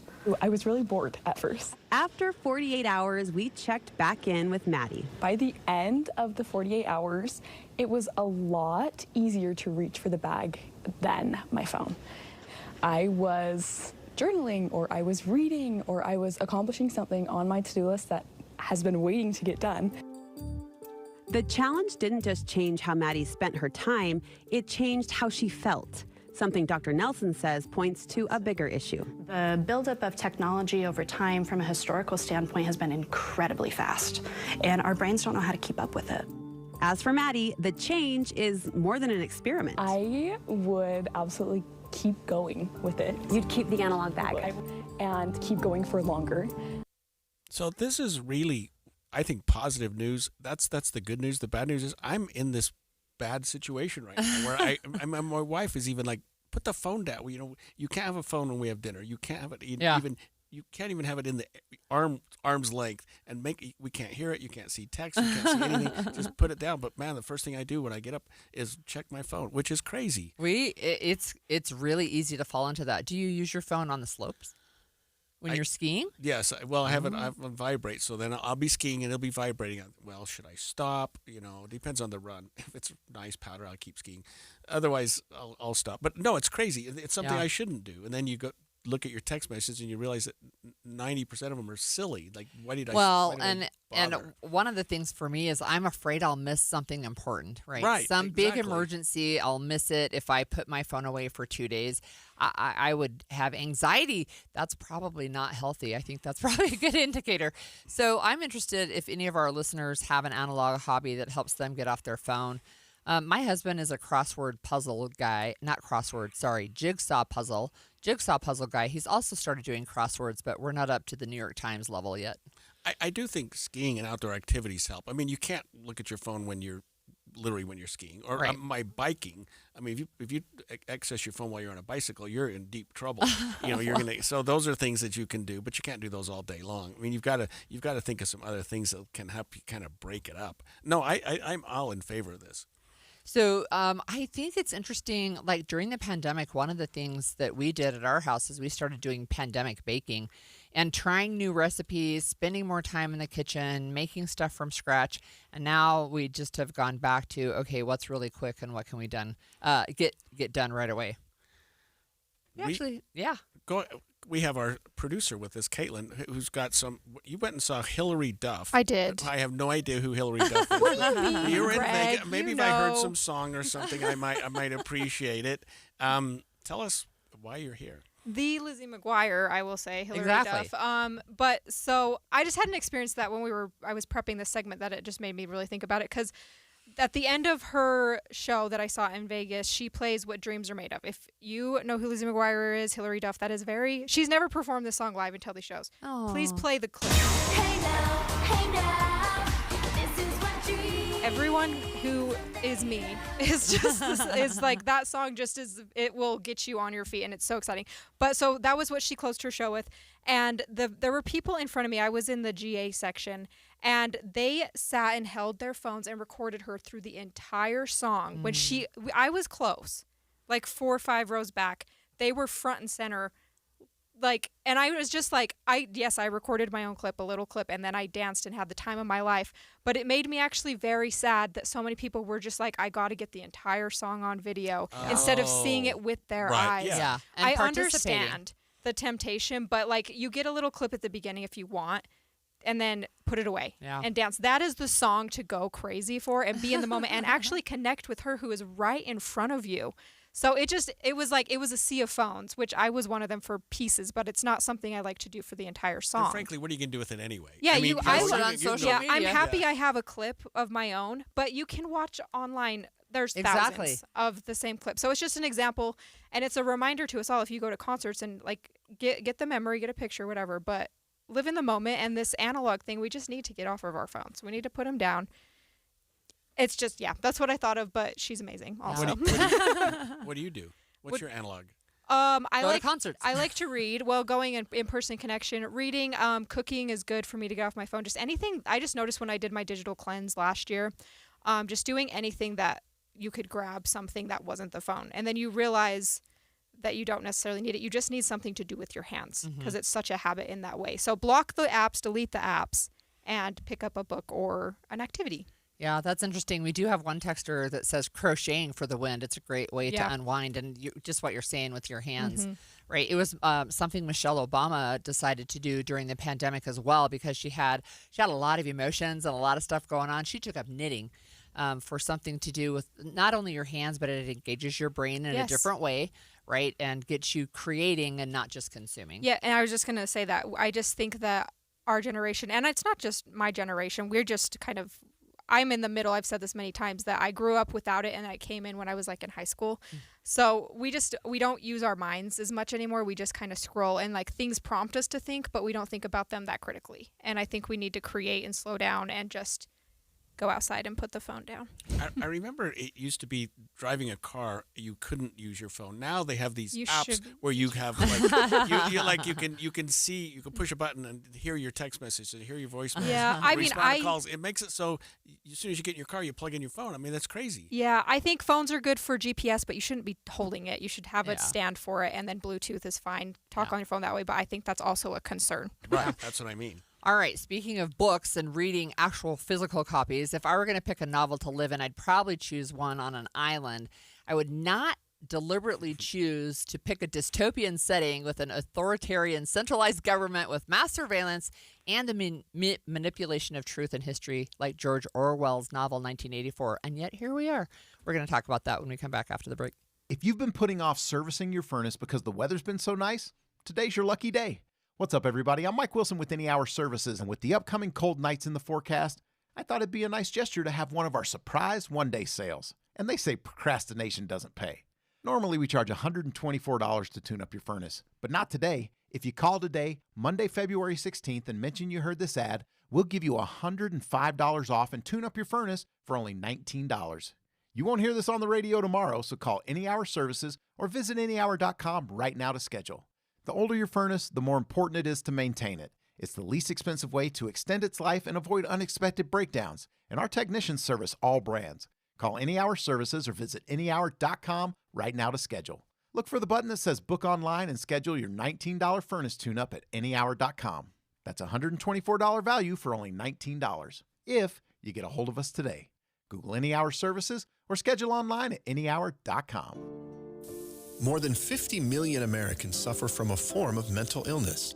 And Utah isn't immune, with nearly 1 in 3 people dealing with anxiety, depression, or another form of mental illness. But there's hope. We can all take action to keep ourselves and our loved ones safe. That's why KSL has teamed with the Huntsman Mental Health Foundation to bring you hope and help you thrive. It's Healthy Mind Matters. Find out more at healthymindmatters.com. Join KSL and the movie show crew this Friday from 10 to 1 at My Hearing Centers, 8941 South, 700 East, Suite 203 in Sandy. At the UPS Store, we know being a small business owner means holiday time is still go time. Still get those orders shipped time. And still re-up on stamps and supplies time. That's why this upcoming holiday, while others close up shop, we'll be open. And happy to help you keep being unstoppable. Come into your local store today. Most locations are independently owned. Product, services, pricing, and hours of operation may vary. See Center for details. The UPS Store. Be unstoppable. Get in the zone, AutoZone. Welcome to A to Z Savings, our biggest sale of the year. Happy to be here. Can I get some rotors? Would you like brake pads with that? How much are the brake pads? Free with Duralast rotors. Free. Really? Really? Free. I also need some oil. Would you like an oil filter with that? Yeah. How much is that? Free with the oil. Free. Really? Really? Free. It's part of A to Z Savings with hundreds of deals. From A to free. Get in the zone, AutoZone. Ends March 9. Restrictions apply. Getting help with electrical repairs is easier than you think. All you have to do is call Any Hour Services or schedule an appointment at anyhourservices.com. No one helps more homeowners than Any Hour Services. As veterans, we're no strangers to helping others. It's what we were taught, trained, and told to do. It could be for anything. Helping a friend move. Listening to a fellow veteran for hours, at any hour of the day. Or just simply making time for people. A neighbor, a loved one, or even a stranger. We're often the first to help others. There's no question about it. But we do have one question for the veterans listening. When was the last time you reached out for help? Perhaps it's time to do for yourself what you would do for others. If you or someone you know needs resources, whether it's for stress, finances, employment, or mental health, don't wait. Reach out. Find more information at va.gov/reach. That's va.gov/reach. Brought to you by the United States Department of Veterans Affairs and the Ad Council. We asked parents who adopted teens to share their journey. Nathan has taught me to embrace the moment. Age-wise, I'm in my late 60s. I'm old enough to be his grandfather. Will he be embarrassed to acknowledge me as his dad? I think the most important thing we can do is let them know that they're safe, that they're valued and cared for and loved, and that they're important. I knew I wanted to be adopted by him because of how he taught me to be the person who I am today.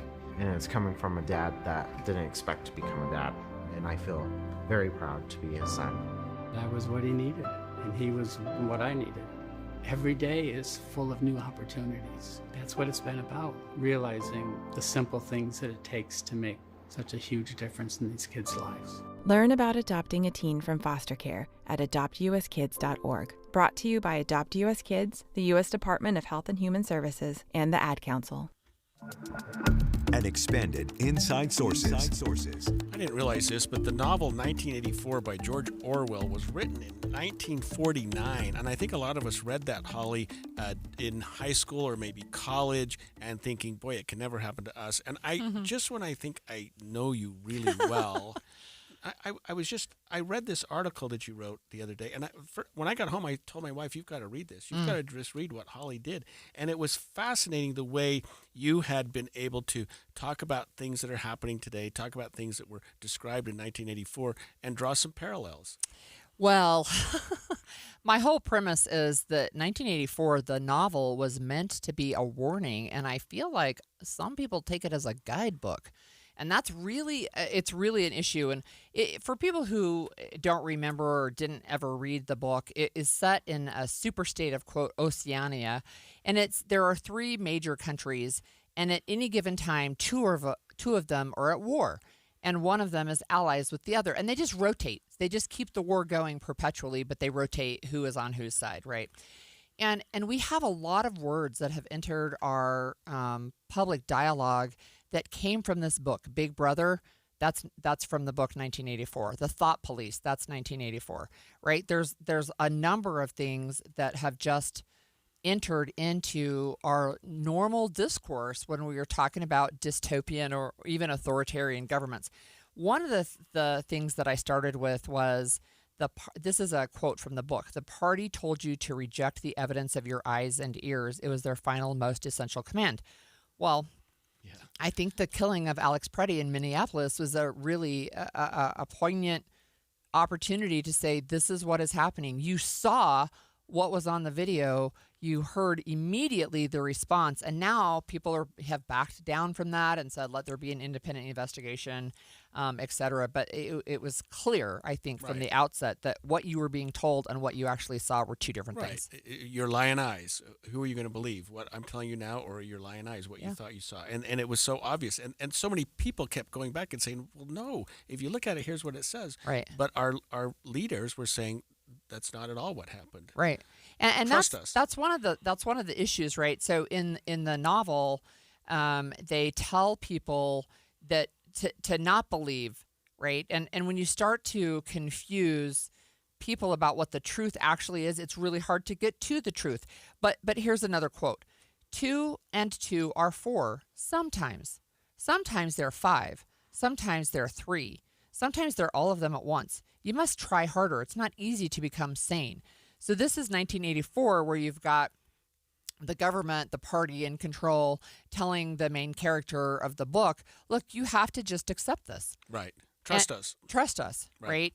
And that can be one of the issues that's really difficult. I think another thing from 1984 that we're seeing right now, which is really disturbing, is rewriting the past.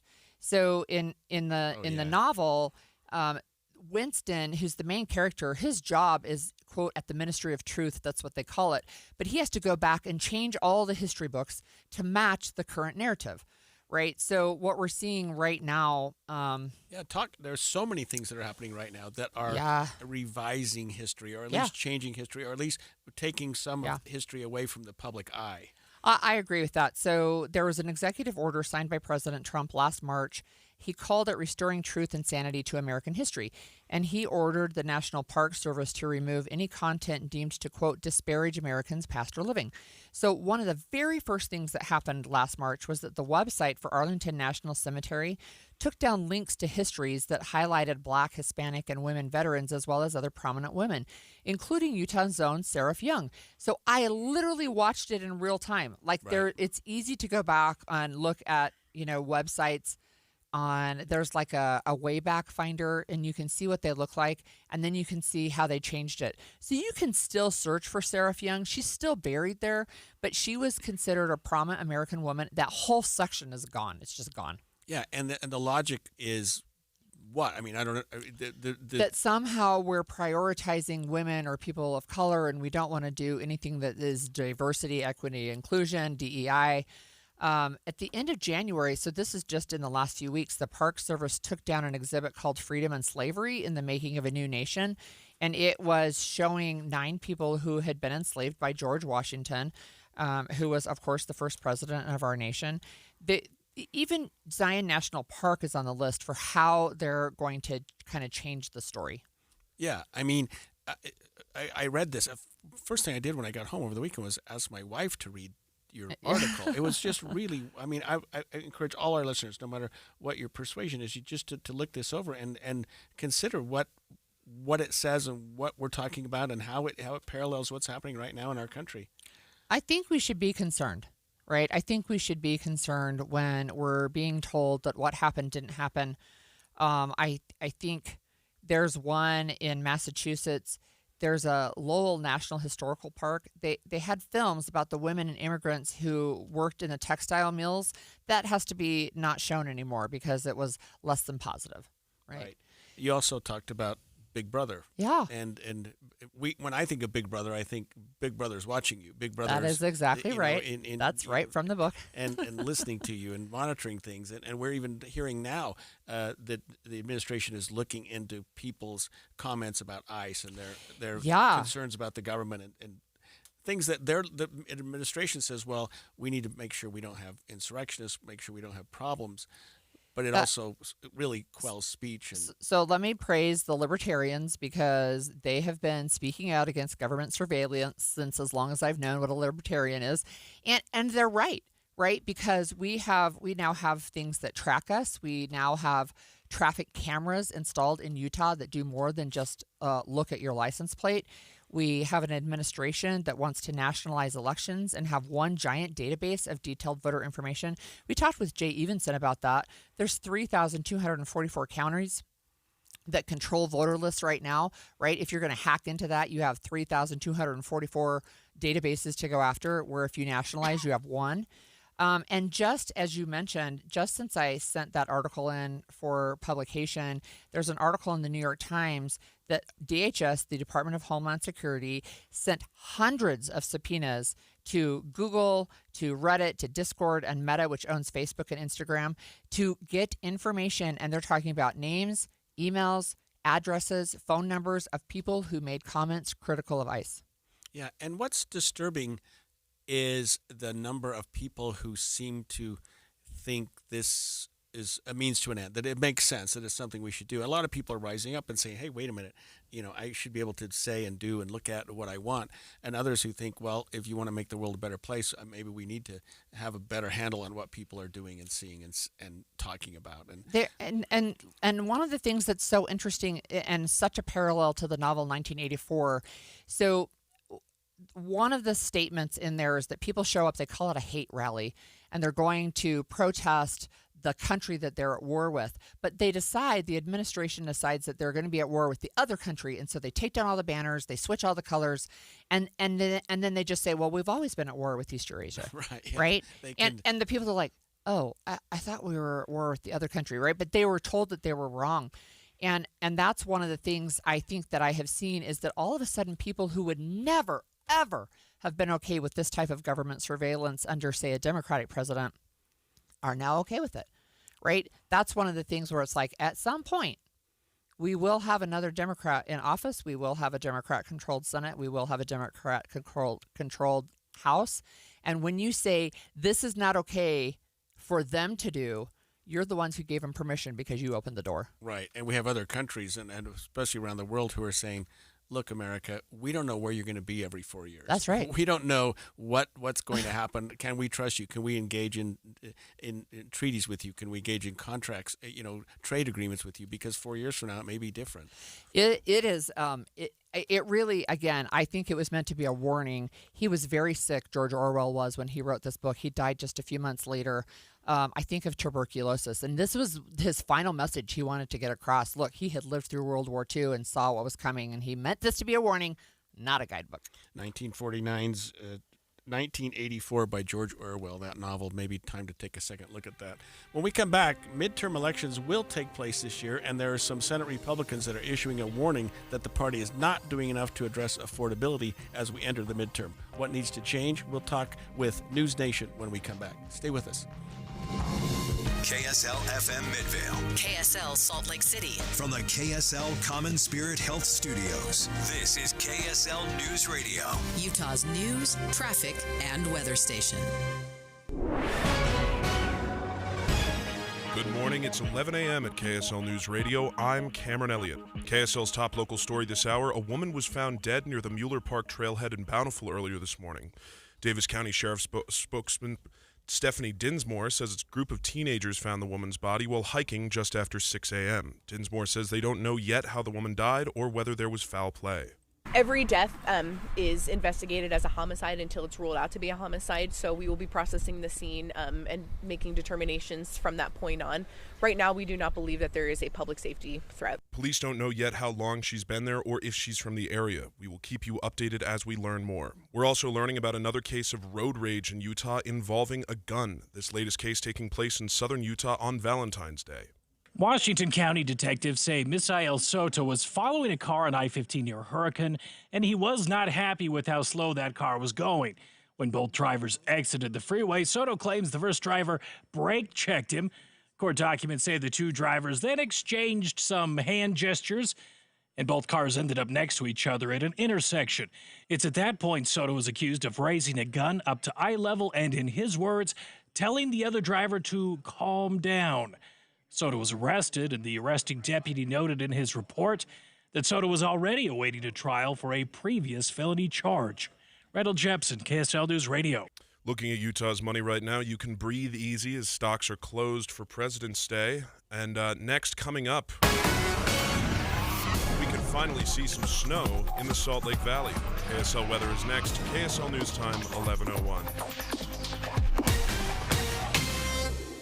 The sources where we get our news matters. When you listen to Utah's Morning News, we want you to feel the stories are important to you and trustworthy. This is Amanda Dixon. And I'm Andy Farnsworth. Join us weekday mornings on KSL News Radio. When Team USA is on, you can almost see the moment a kid starts believing they could be next. Now, while Xfinity can't guarantee that, they can guarantee something just as important, that your internet price won't change for 5 years. No contracts or commitments, so while your kid is ordering gear online, streaming highlight reels, or video chatting, your Xfinity internet price won't budge. And who knows, by the time the next Olympic Winter Games roll around, your kid could be getting fitted for their very own Team USA uniform. And guess what? You'll still be paying the same price for reliable Wi-Fi. And there's even more to enjoy with the Xfinity Gold Medal Celebration. Now through February 22nd, get their best price on gig Wi-Fi for 5 years guaranteed. Just $50 a month, plus get Peacock Premium included for 2 years. That's a $10.99 monthly value. Xfinity. Imagine that. Proud partner of Team USA. Restrictions apply. Requires paperless billing and auto pay with stored bank account. Taxes and fees extra. Actual speeds vary. At Uline,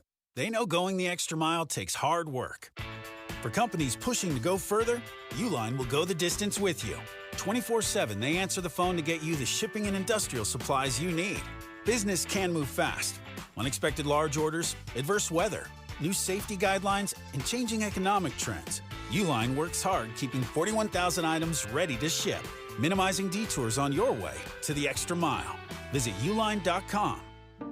At Fisher Investments, we may seem like other money managers, but we're different. What makes you so different than the rest of us?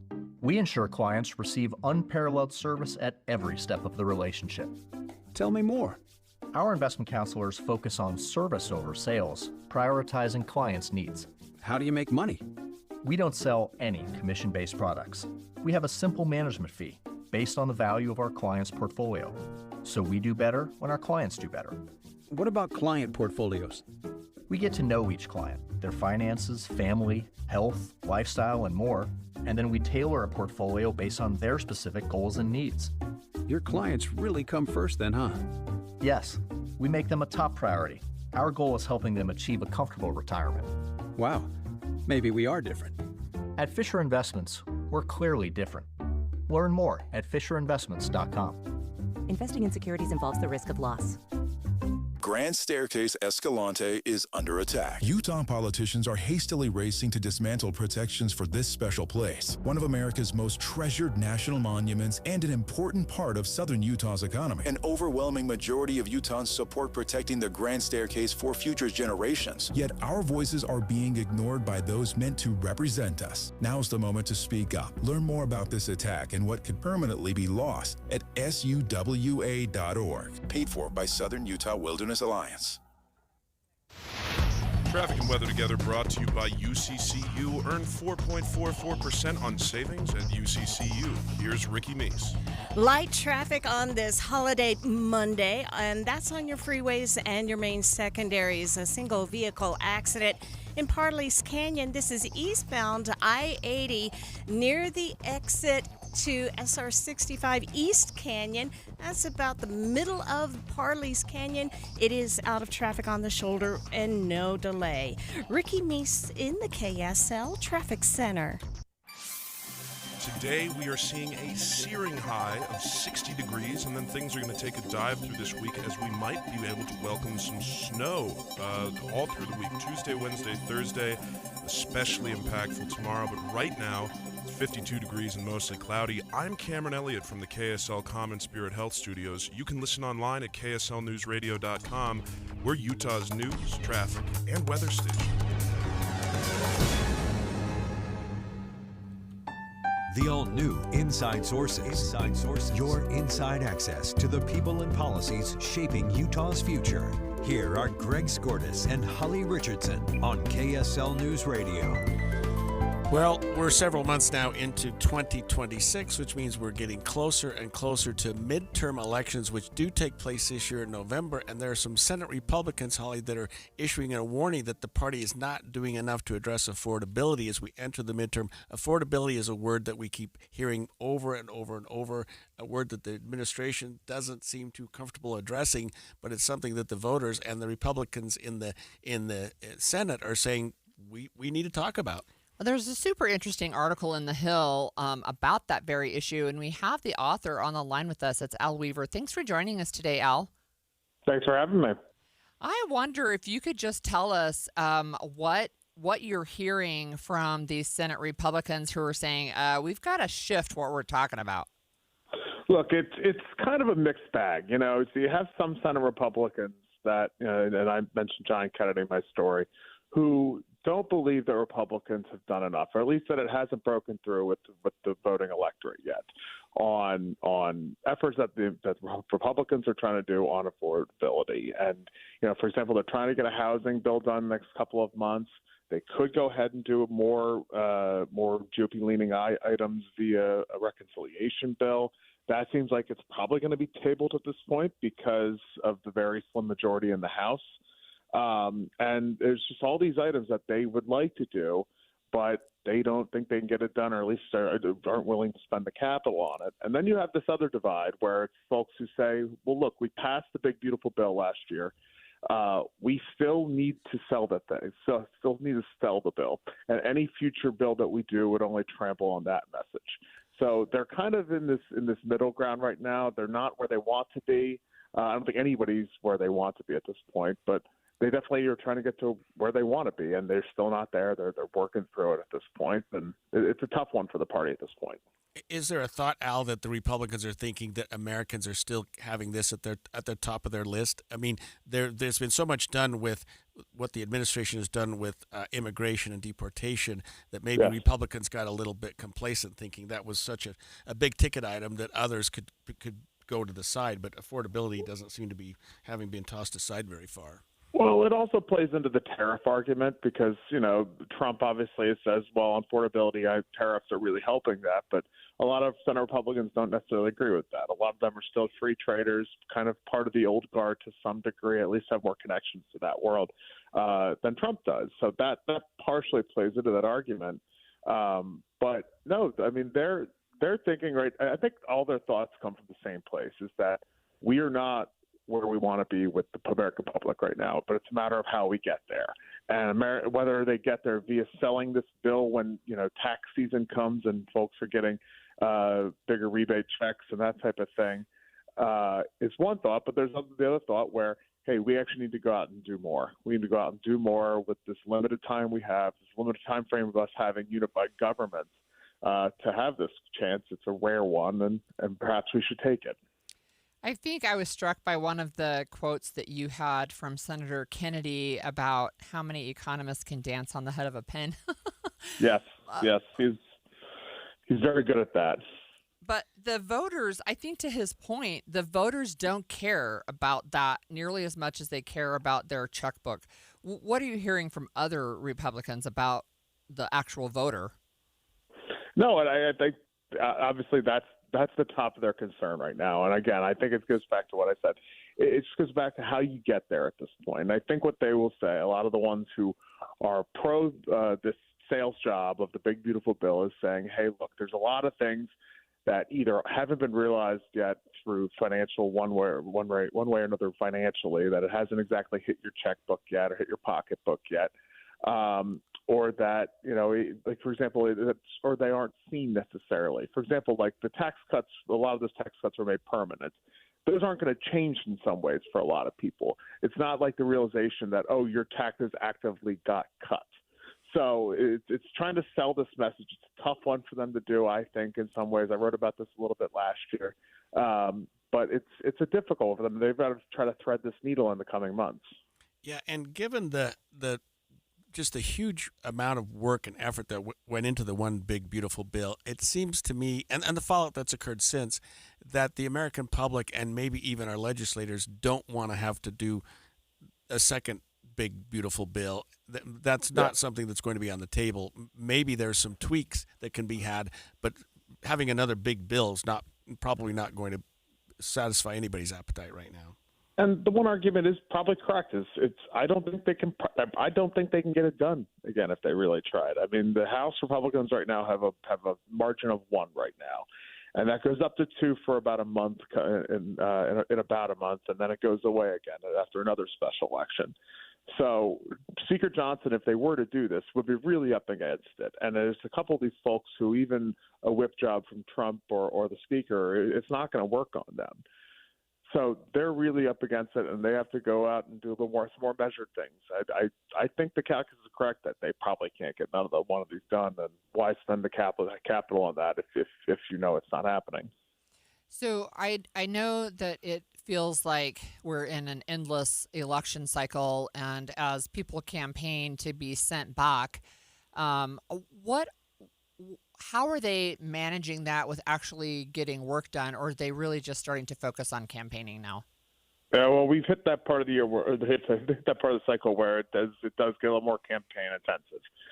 For example, the Senate last year, and I know this because I was there. They were there almost every week. There were very few recess weeks during the course of the year, for better or for worse, for everybody's sake. And now this year they have a lot more recess weeks get filtered in. They have the full October month back home to campaign, and things are turning over. They need to campaign. For Republicans, they need to go home and sell this beautiful bill. The working families tax cut, they call it now, which they probably should have thought about calling it back then. But no, it's certainly hitting that time of the year where folks are trying to get their message out to their constituents and to their voters and that type of thing. We're talking with Al Weaver from The Hill. Al, do you know if the administration is giving any message or any signals or any input to our Republican legislators in terms of, hey, hold back, this was going to work out, or here's some things you may want to consider between now and midterms? I'm not sure about that one at this point. I think right now what Republicans are – I mean, the thing is, on the Hill at least, they have a certain number of things that they have to do. For example, they have to fund the government. They have to pass the farm bill in the coming months. They have an NDAA by the end of the year they'll have to get done. A lot of the things on the agenda this year that are going to get done are must-pass type of things. And that's the thing that some of these members are concerned about, is that while we're doing the stuff that's must pass, but these things are things that voters don't care about at all. They're not things that register with them. It's like, oh, great, you're doing what you should be doing, but what about the other things? What about the things for us? And so the White House right now, they want to focus on this immigration thing. They still think, despite what happened in Minneapolis last couple of weeks, that's a winner on their side.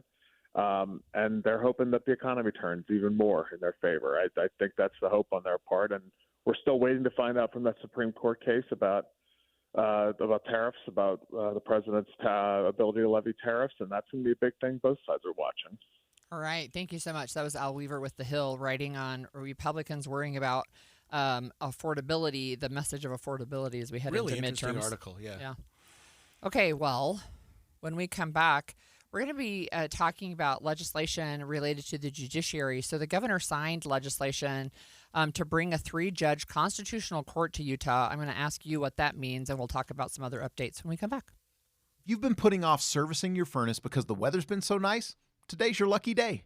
What's up, everybody? I'm Mike Wilson with Any Hour Services, and with the upcoming cold nights in the forecast, I thought it'd be a nice gesture to have one of our surprise one-day sales. And they say procrastination doesn't pay. Normally, we charge $124 to tune up your furnace, but not today. If you call today, Monday, February 16th, and mention you heard this ad, we'll give you $105 off and tune up your furnace for only $19. You won't hear this on the radio tomorrow, so call Any Hour Services or visit anyhour.com right now to schedule. The older your furnace, the more important it is to maintain it. It's the least expensive way to extend its life and avoid unexpected breakdowns, and our technicians service all brands. Call Any Hour Services or visit anyhour.com right now to schedule. Look for the button that says Book Online and schedule your $19 furnace tune-up at anyhour.com. That's a $124 value for only $19, if you get a hold of us today.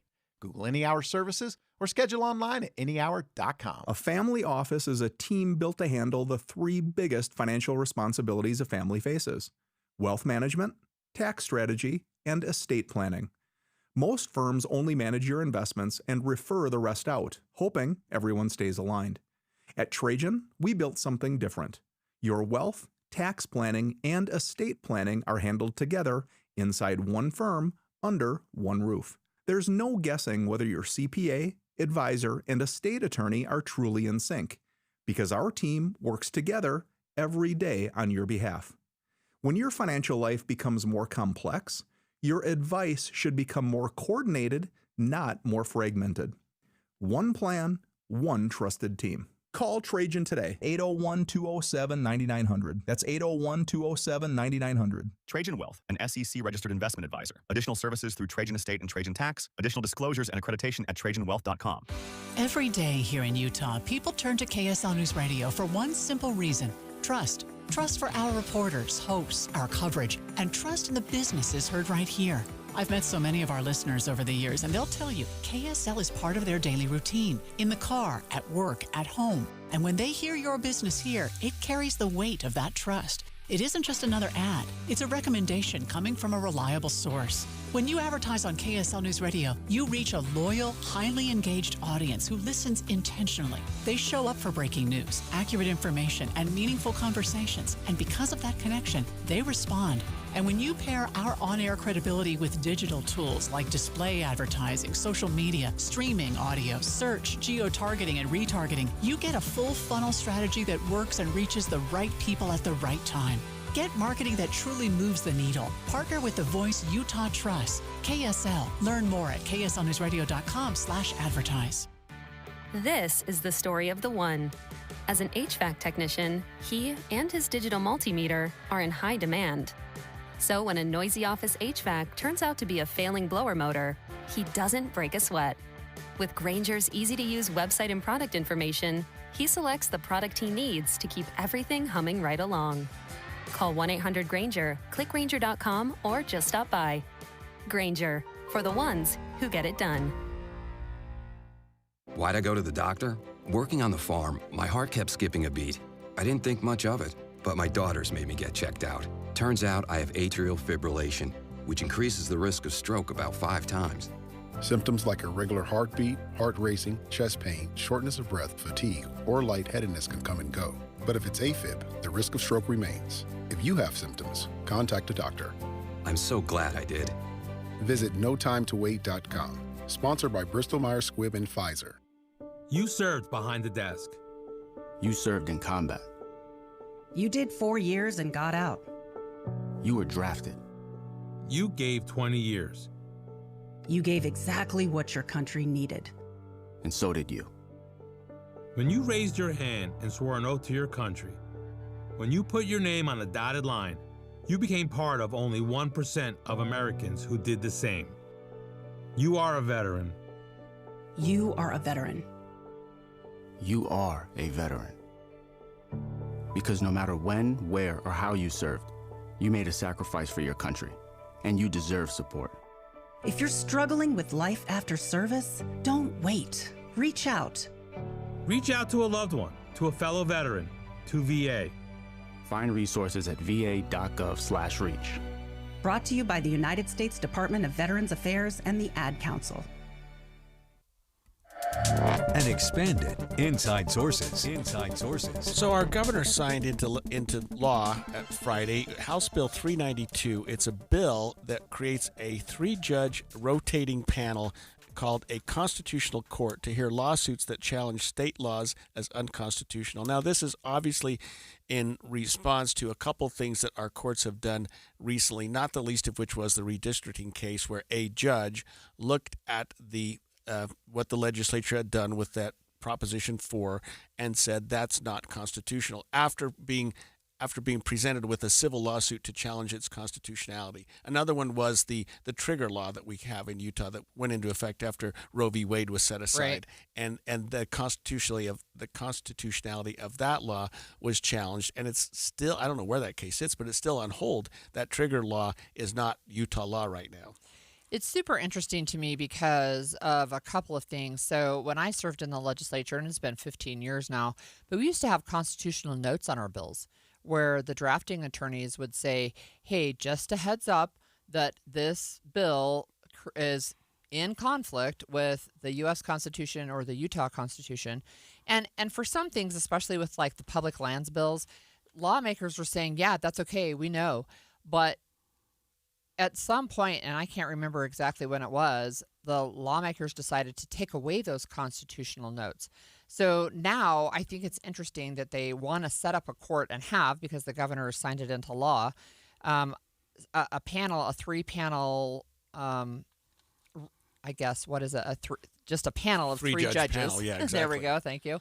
To look at different cases. But one of the things that's interesting to me, too, is that it feels like it's the state that can say, hey, I want it to go to this court.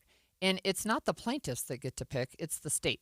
Yeah, so what would happen is this. Right now, if the legislature passes a law and someone thinks it's unconstitutional, they can file an action against the legislature or the attorney general or whoever's enforcing the law, sometimes the governor, it might be the lieutenant governor, and say, we think this law is unconstitutional. And they file that in court just as you would a civil suit or a divorce action or whatever. And it is randomly assigned to a judge. And I think you and I counted there's something like 80 district court judges around the state. Right. So you don't know who you're going to get, except that it's limited to your jurisdiction. You file in the 3rd District Court, it's going to be a 3rd District Court judge. This would create a change in that so that if a lawsuit is filed that challenges the constitutionality of legislation, it will go to a 3-judge panel. And some people were really concerned at the outset saying, well, who chooses the 3-judge panel? Right. And can the governor say, oh, I want these 3 judges to hear it? The author of the bill said, no, that's not the way it works. It's also randomly selected. So it's been changed. I mean, it was updated. Right, yes, but yeah. Absolutely. So that it is similar to what's happening now. It's just that instead of 1 judge making the decision, there would be 3. So it's again, a response to a problem that may or may not really exist, but the legislature feels like it does. And that I think their feeling, Holly, is that these lawsuits challenging the constitutionality of a statute give way too much power to a single sitting district court judge to decide, boom, you're out of the game because what you've done is unconstitutional, and then you have to run it up the flagpole to the Court of Appeals, or the Supreme Court rather, and sometimes you have to take it like they are with the Prop 4 problem. Now they've filed a federal lawsuit to go to the ultimately United States courts. Yeah, so let me ask you, though, about the argument that is continuing to be made, even though this is now going to be law, that it's only really the state that gets to decide when you're going to send it to a constitutional court. So if a plaintiff is saying, look, I feel like this is a constitutional issue like we have in Prop 4, for example, they're not the ones who get to decide that.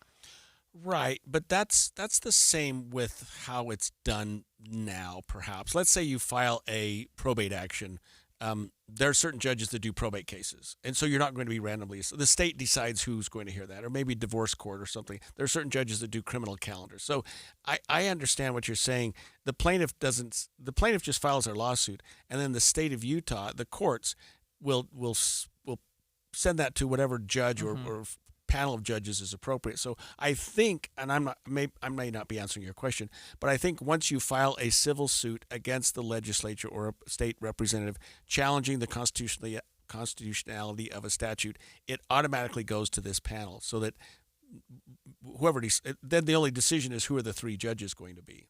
Right. I mean, I understand that. But I guess what I'm seeing, and this is from the Utah State Bar, and And they're just saying they feel like there's an 800-pound gorilla, which is the state legislature, actually the attorney general, who can decide, look, I don't like this ruling, and so I want it to go in front of this. It's not even before the case starts. It's after there's a ruling, and then it can be sent to this constitutional court. Right. Yeah. And I don't know. I mean, it is there's so many things happening right now with the judiciary and the legislature. We even talked about the fact that they have created 7 new judicial positions, 2 with the Utah Supreme Court, which has had 5 for eons, 2 to the Court of Appeals, which has had 7 for a long time, and 3 to the District Court, which needs 300. I mean, the District Court judges are buried. 3 throughout the state is going to help, absolutely, but maybe not as much as we'd hope. If you were going to appoint, I think the bar would agree with this, and certainly the Supreme Court did. If you're going to appoint 7 new judges, put them where the rubber meets the road at the trial court level, right, exactly. and get those calendars down. So can I ask you another question about a bill that impacts the judiciary, and that's a bill about judicial transparency? Do you know about that bill? Well, I know of the transparency bill, which is this, and we talked to who was it, Speaker Schultz, I think, the other day about it, and right now what he's saying is this: if people want to see what their lawmakers are doing, they can go online and they can find out. If they want to see what the governor's doing, they can go online and find out. But if they want to find out what an individual judge is doing, it's a little more difficult. And so what this bill would propose is that rulings by judges, statements by judges, things that they've done and said should be made public and be more publicly available. I can understand why the state bar doesn't like that, and I don't either, because we want judges to have tremendous autonomy and work in a vacuum and not be subject to the whims of the voters, because let's face it, they shouldn't. That's part of the beauty of that position, is it's not at the whim of the voters. And what they're saying is, let's expose these judges to more. I mean, some of it may be good, but I think overall, so judges may be making decisions in the future based on public perception rather than legal reasoning. I think that's the fear that the bar has. I think too, one of the things that it does, so it is about the judges, and they have to disclose conflicts of interest potentially. I can understand that, but one of the things is it would allow people like me, where I don't have access to the court system right now, to be able to go in and pull court records, right? But the concern, it sounds like, is that there were people expressing concern during committee hearing that it would impact victims, and that by exposing their information. Yeah, I think there's a way to solve that. I don't know that I agree with that. I mean, I understand judges shouldn't have to be under a microscope all the time. I absolutely agree with that, and I think a lot of our listeners might take issue, and that's fine. But, I mean, I don't know that this would expose information about victims. Right now, even the access to the court system that I have, that I buy into, that attorneys have, there are a number of documents that are sealed. I can't get them. Like I can't find out somebody's divorce records or something like that, even if I wanted to, just because I can get into the court records. This bill, the same one, this is HB 540, but this bill also would provide a cooling off period for judges. So I guess to decrease a rotating door where judges, especially Utah Supreme Court justices, from joining law firms that are suing the state. So they would have to have a 2-year cooling off period. Again, complete knee jerk, because judges retire. They should be able to go do whatever they want. It's almost like a non-compete agreement that we have absolutely frowned on when employers leave and then they go and work for some other agency. What they're saying is judges, shouldn't be able to go to a law firm that's suing the state where they may have been involved in hearing it a year or two ago when they were a judge. Well, so what? They're not a judge anymore. And I guess there may be a feeling that, well, they've got their buddies over there and they may have some pull. I don't see that. I see cases involving retired judges all the time, and I think it gives the case some clout because we know the judge is smart. We know the judge is accomplished, but not necessarily that they have pull with the other judges. Well, this bill barely passed out of committee. It was 6-5, and so it'll go to the House floor. We'll see what happens from there. Yeah, we'll follow that. Well, former President Barack Obama has suggested the Democratic Party needs to be practical when it comes to social issues like homelessness. What does this look like? We'll talk about that and discuss it more after this break. It is 11:29 here at KSL News Radio. I'm Cameron Elliott. KSL's top national story this hour. From ABC News, TSA agents are working without pay once again as the partial government shutdown continues this morning. ABC's Nicole D'Antonio reports from Washington. Democrats are refusing to fund the Department of Homeland Security until Republicans agree on reforms to immigration enforcement tactics. That means 90% of Homeland Security workers, including personnel at the TSA, Secret Service, Coast Guard, and FEMA, are working without a paycheck. A major impact on this busy travel week could be at the nation's airports. During previous government shutdowns, many TSA workers called out sick, leading to long security lines and delays. Congress is on recess until next week. Secretary of State Marco Rubio has been in Hungary, where he's been talking about nuclear energy and Russia's war against Ukraine. The United States' interest is to see the war end, and we want to do what we can to make it end. We're the only nation on earth that apparently can get both sides to the table to talk. Rubio met with Ukraine's president over the weekend. You can breathe a little easier taking a look at our money. Stocks are closed for President's Day. Coming up, we might finally be seeing some of that famous Utah snow in the valley this week. KSL weather is next. KSL News Time, 11:31. Mornings are for recharging. And they're for starting your day right. We volunteer to join you in the car. Get news and weather at 102.7 FM during the most important part of your day. Andy and Amanda, each morning between 5 and 9 on KSL News Radio. The Management Minute is a service of the MBA program and the Shingo Institute at Utah State University. I'm Professor Scott Hammond. The world is flat and getting flatter. Not the planet, organizations on the planet. Almost every military strategist who's not beholden to a dictator will tell you that the reason Ukraine has been able to hold off the much bigger Russian army is because Russia has too many generals. Ukraine pushed decision-making and innovation down, allowing field commanders to make decisions close to the combat. Recently, Amazon announced that they will be cutting thousands of jobs, mostly due to cost-cutting AI innovations, part of a corporate strategy to become much flatter, to eliminate layers. Even government is making a forced march to becoming leaner, focused on purpose and adding more value. For all of us, it means that we constantly have to ask how we are adding value to an enterprise. Learn more about continuous improvement in an MBA from Utah State University. Go to utahstatemba.com. That's utahstatemba.com. I'm Scott Hammond. Hope to see you in one of our classes. What's better than a credit card with low interest? How about one with no interest?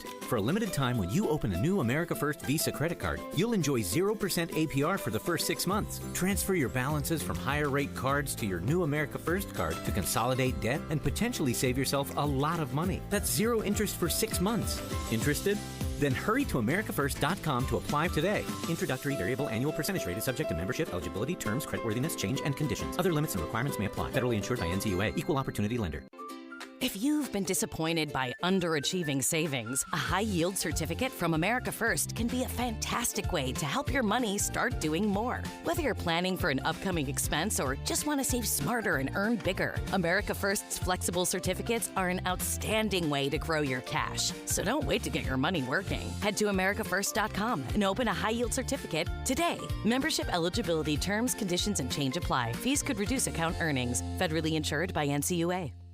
For over 75 years, Duke's Jewelers has been part of Utah Valley's story. Founded in 1948 by J. Melvin Duke, the Duke family has been helping yours celebrate life's biggest moments, generation after generation. Duke's is more than just a jewelry store. They're craftsmen. From repairing a treasured family heirloom to designing the custom engagement ring of your dreams, their expertise is trusted because it's been earned through decades of care, skill, and tradition.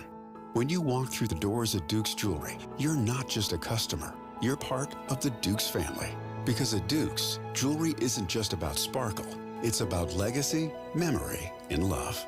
Discover the difference of a family-owned jeweler where heritage meets craftsmanship. Duke's Jewelers, 220 South Main in Springville, or online at dukesjewelers.com. Duke's Jewelers, celebrating love, tradition, and community since 1948.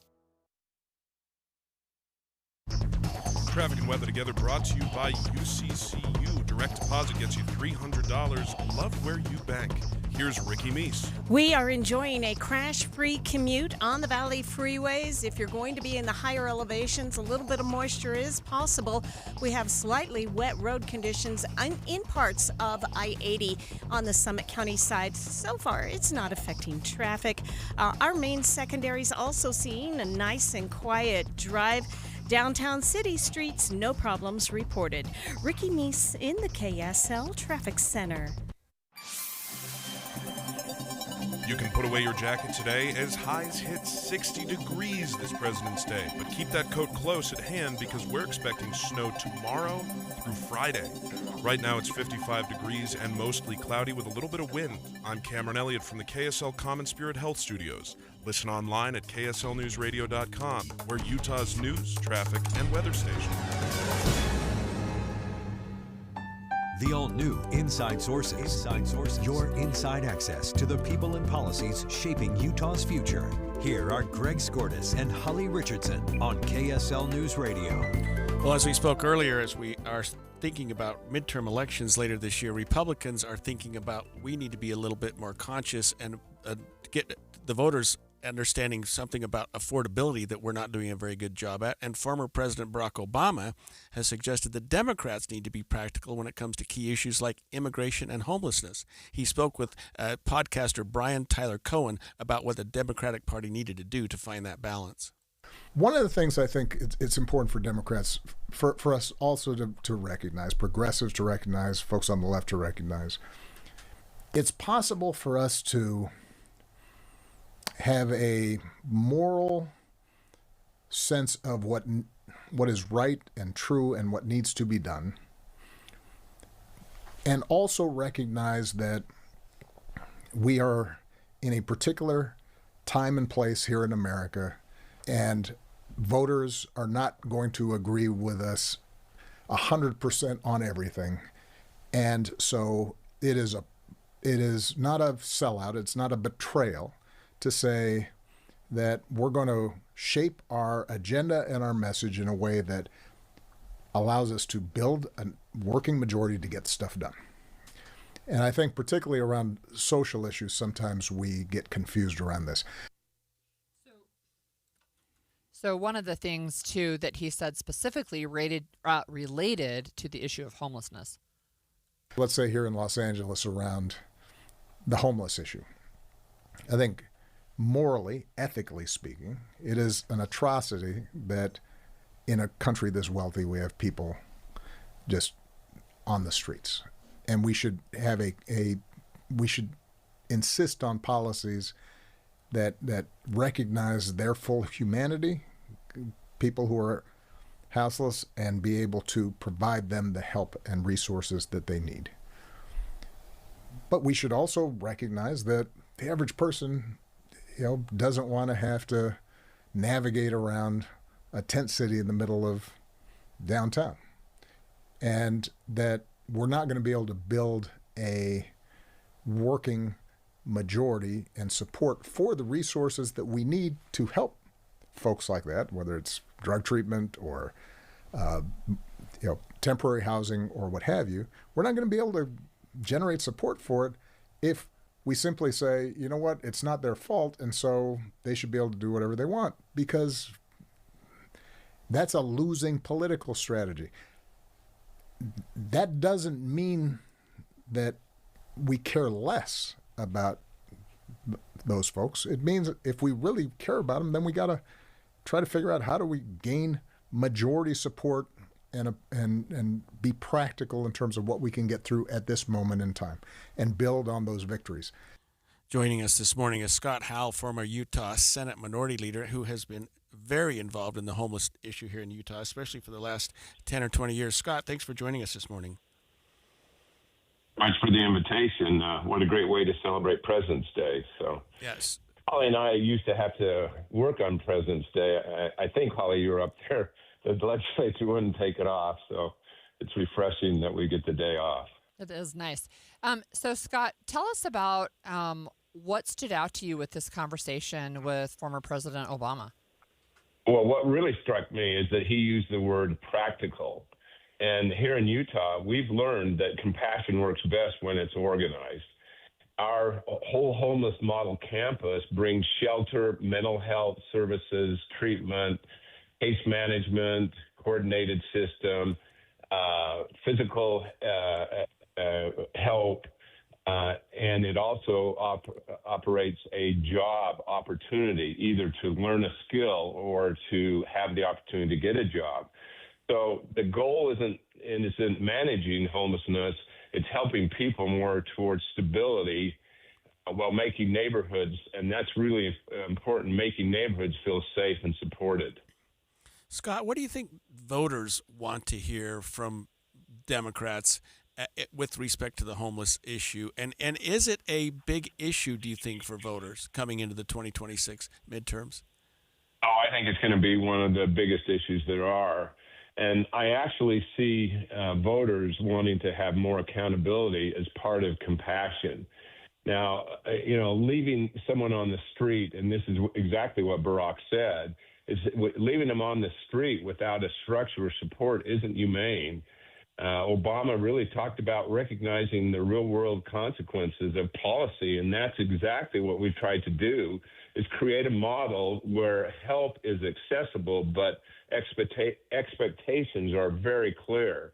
When services are centralized, and we almost had this centralized campus model when we first created the resource centers, but the mayor at the time wouldn't go for it, said, no, we got to keep it downtown. We got to spread them out so they're in different neighborhoods. But these services that will be centralized on the campus model, they have outreach teams, they have clinicians, they have housing providers that can work together to help on a broad spectrum instead of just little silos. So, Scott, let me ask you about the midterms. What do you think Democrats nationally and maybe even in Utah need to do to get their voters out to the polls? I think there's a dichotomy with both locally and nationally. Locally, I think that Democrats have to say, time out, hold on. We're not progressives. We're not this group that goes out and says we want to legalize marijuana and we want to just let people live on the streets, live free. We don't want to have any structure. I think the average voter on this midterm election for the state of Utah is going to look for people who will bring about accountability, especially in the social services. I think from a congressional viewpoint is that the average Utah voter, and I'm talking about what I would call the normal Republican, like my wife, Linda. She's been a Republican her entire life, but she's one that I can work with across the aisle. And what she's looking for is someone that will go back and be normal. And I emphasize that word normal in the sense of fiscal responsibility, in the sense of not policy that says we want to take over Greenland, or not policies that we're going to have ICE come in and raid and take every kid out and all the horrible things that we've been hearing. So I think there's two slices there. On the statewide, I think Democrats have a great opportunity this year to really show that we can be centrist, that we can be policymakers that respect fiscal responsibility. And then on nationally, I do think I hear more and more all the time my friends saying, we've got to stop Trump. He's out of control. And the best way to stop him for the upcoming elections would be through midterm and where the Democrats take over the House or the Senate. So that's the dichotomy between both of those. And Scott, we've only got about a minute left, but are issues like affordability and like homelessness going to be those kind of issues that can make the difference for Democrats this year? Well, I think for sure affordability, and I think both sides of the aisle recognizes that. Even my good Republican friends that are in office recognize that affordability is something that's not one side or the other. It's something that has to be looked at deeply on both sides of the aisle.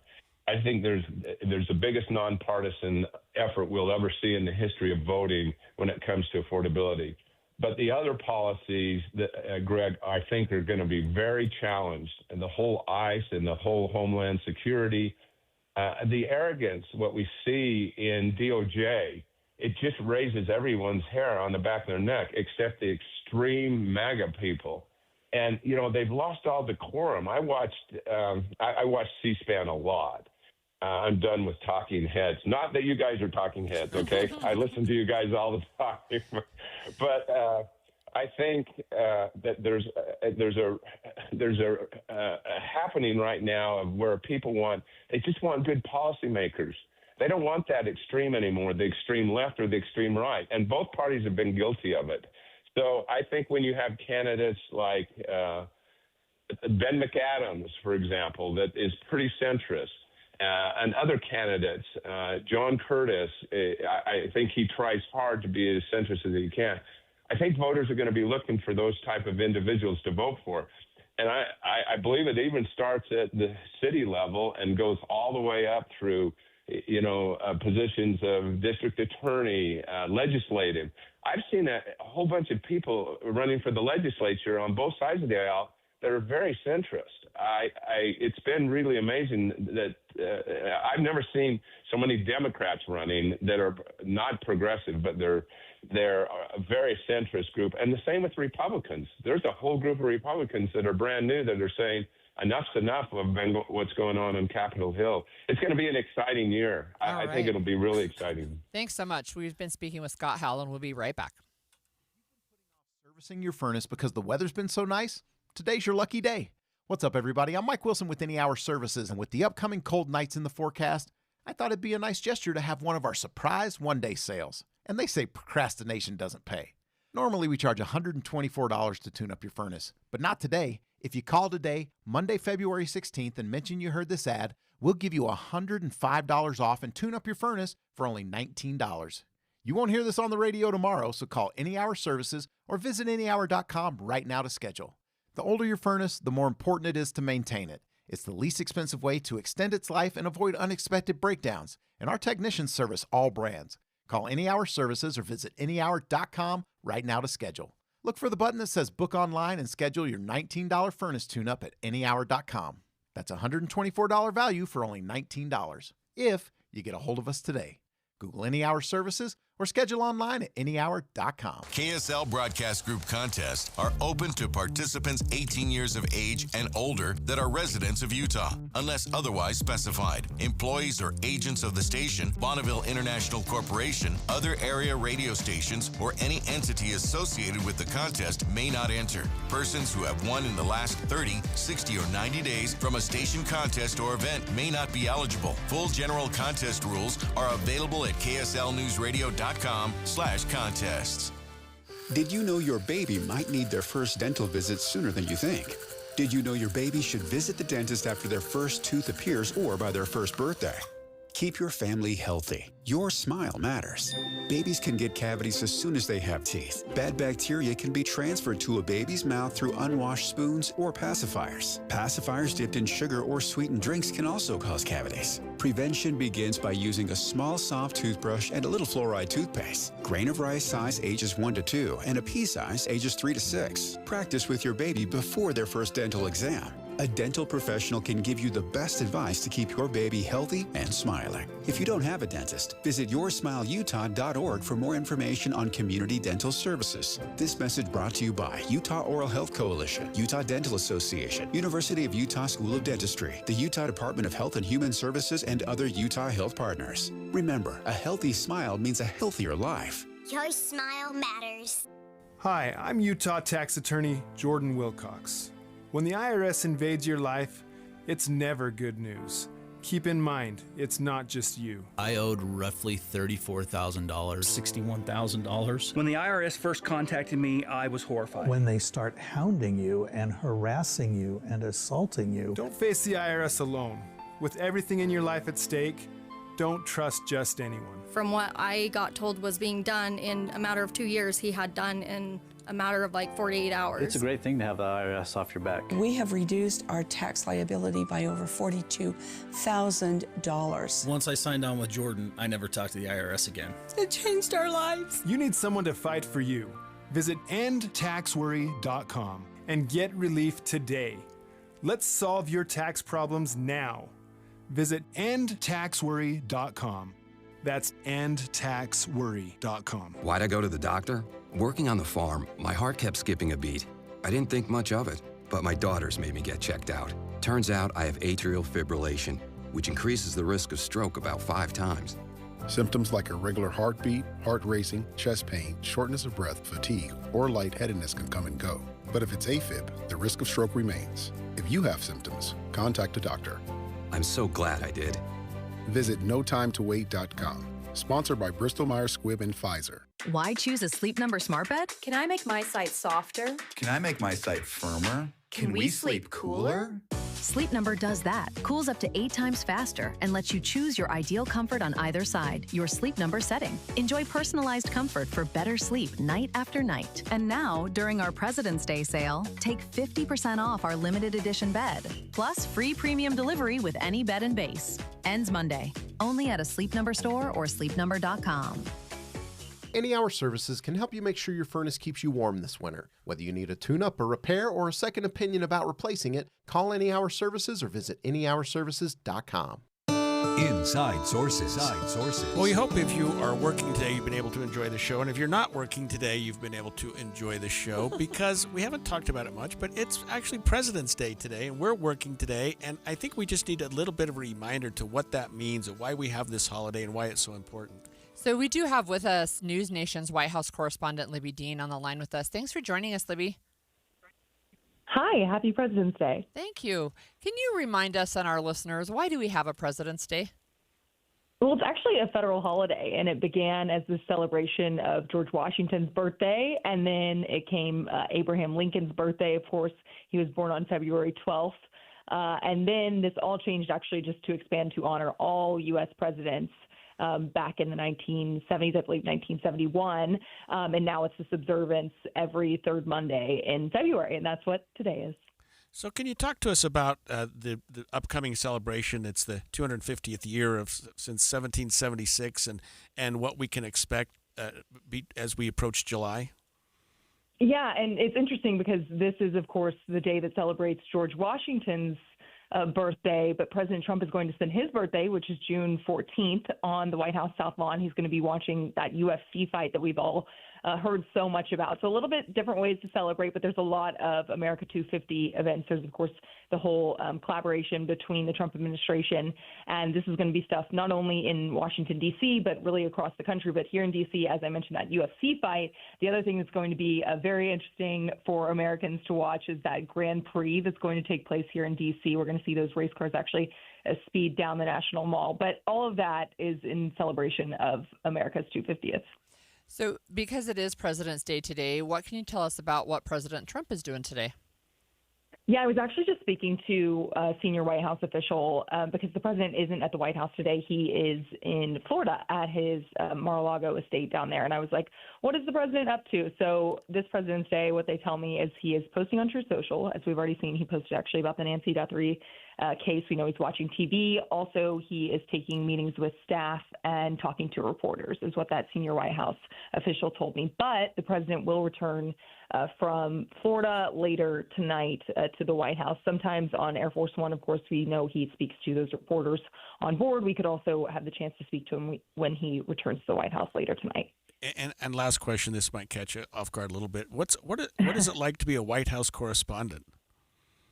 Oh, it's kind of you to ask. It's an honor, honestly, and especially I think days like today on President's Day, it's fun to be a White House reporter. You know, we celebrate all these holidays at the White House working. You know how it goes in news. We always work holidays anyways, but today is especially special. And being a White House reporter, I mean, there's really a lot of it keeps you very busy, but it is keeping Americans informed and really bringing that news every day, especially on holidays like today.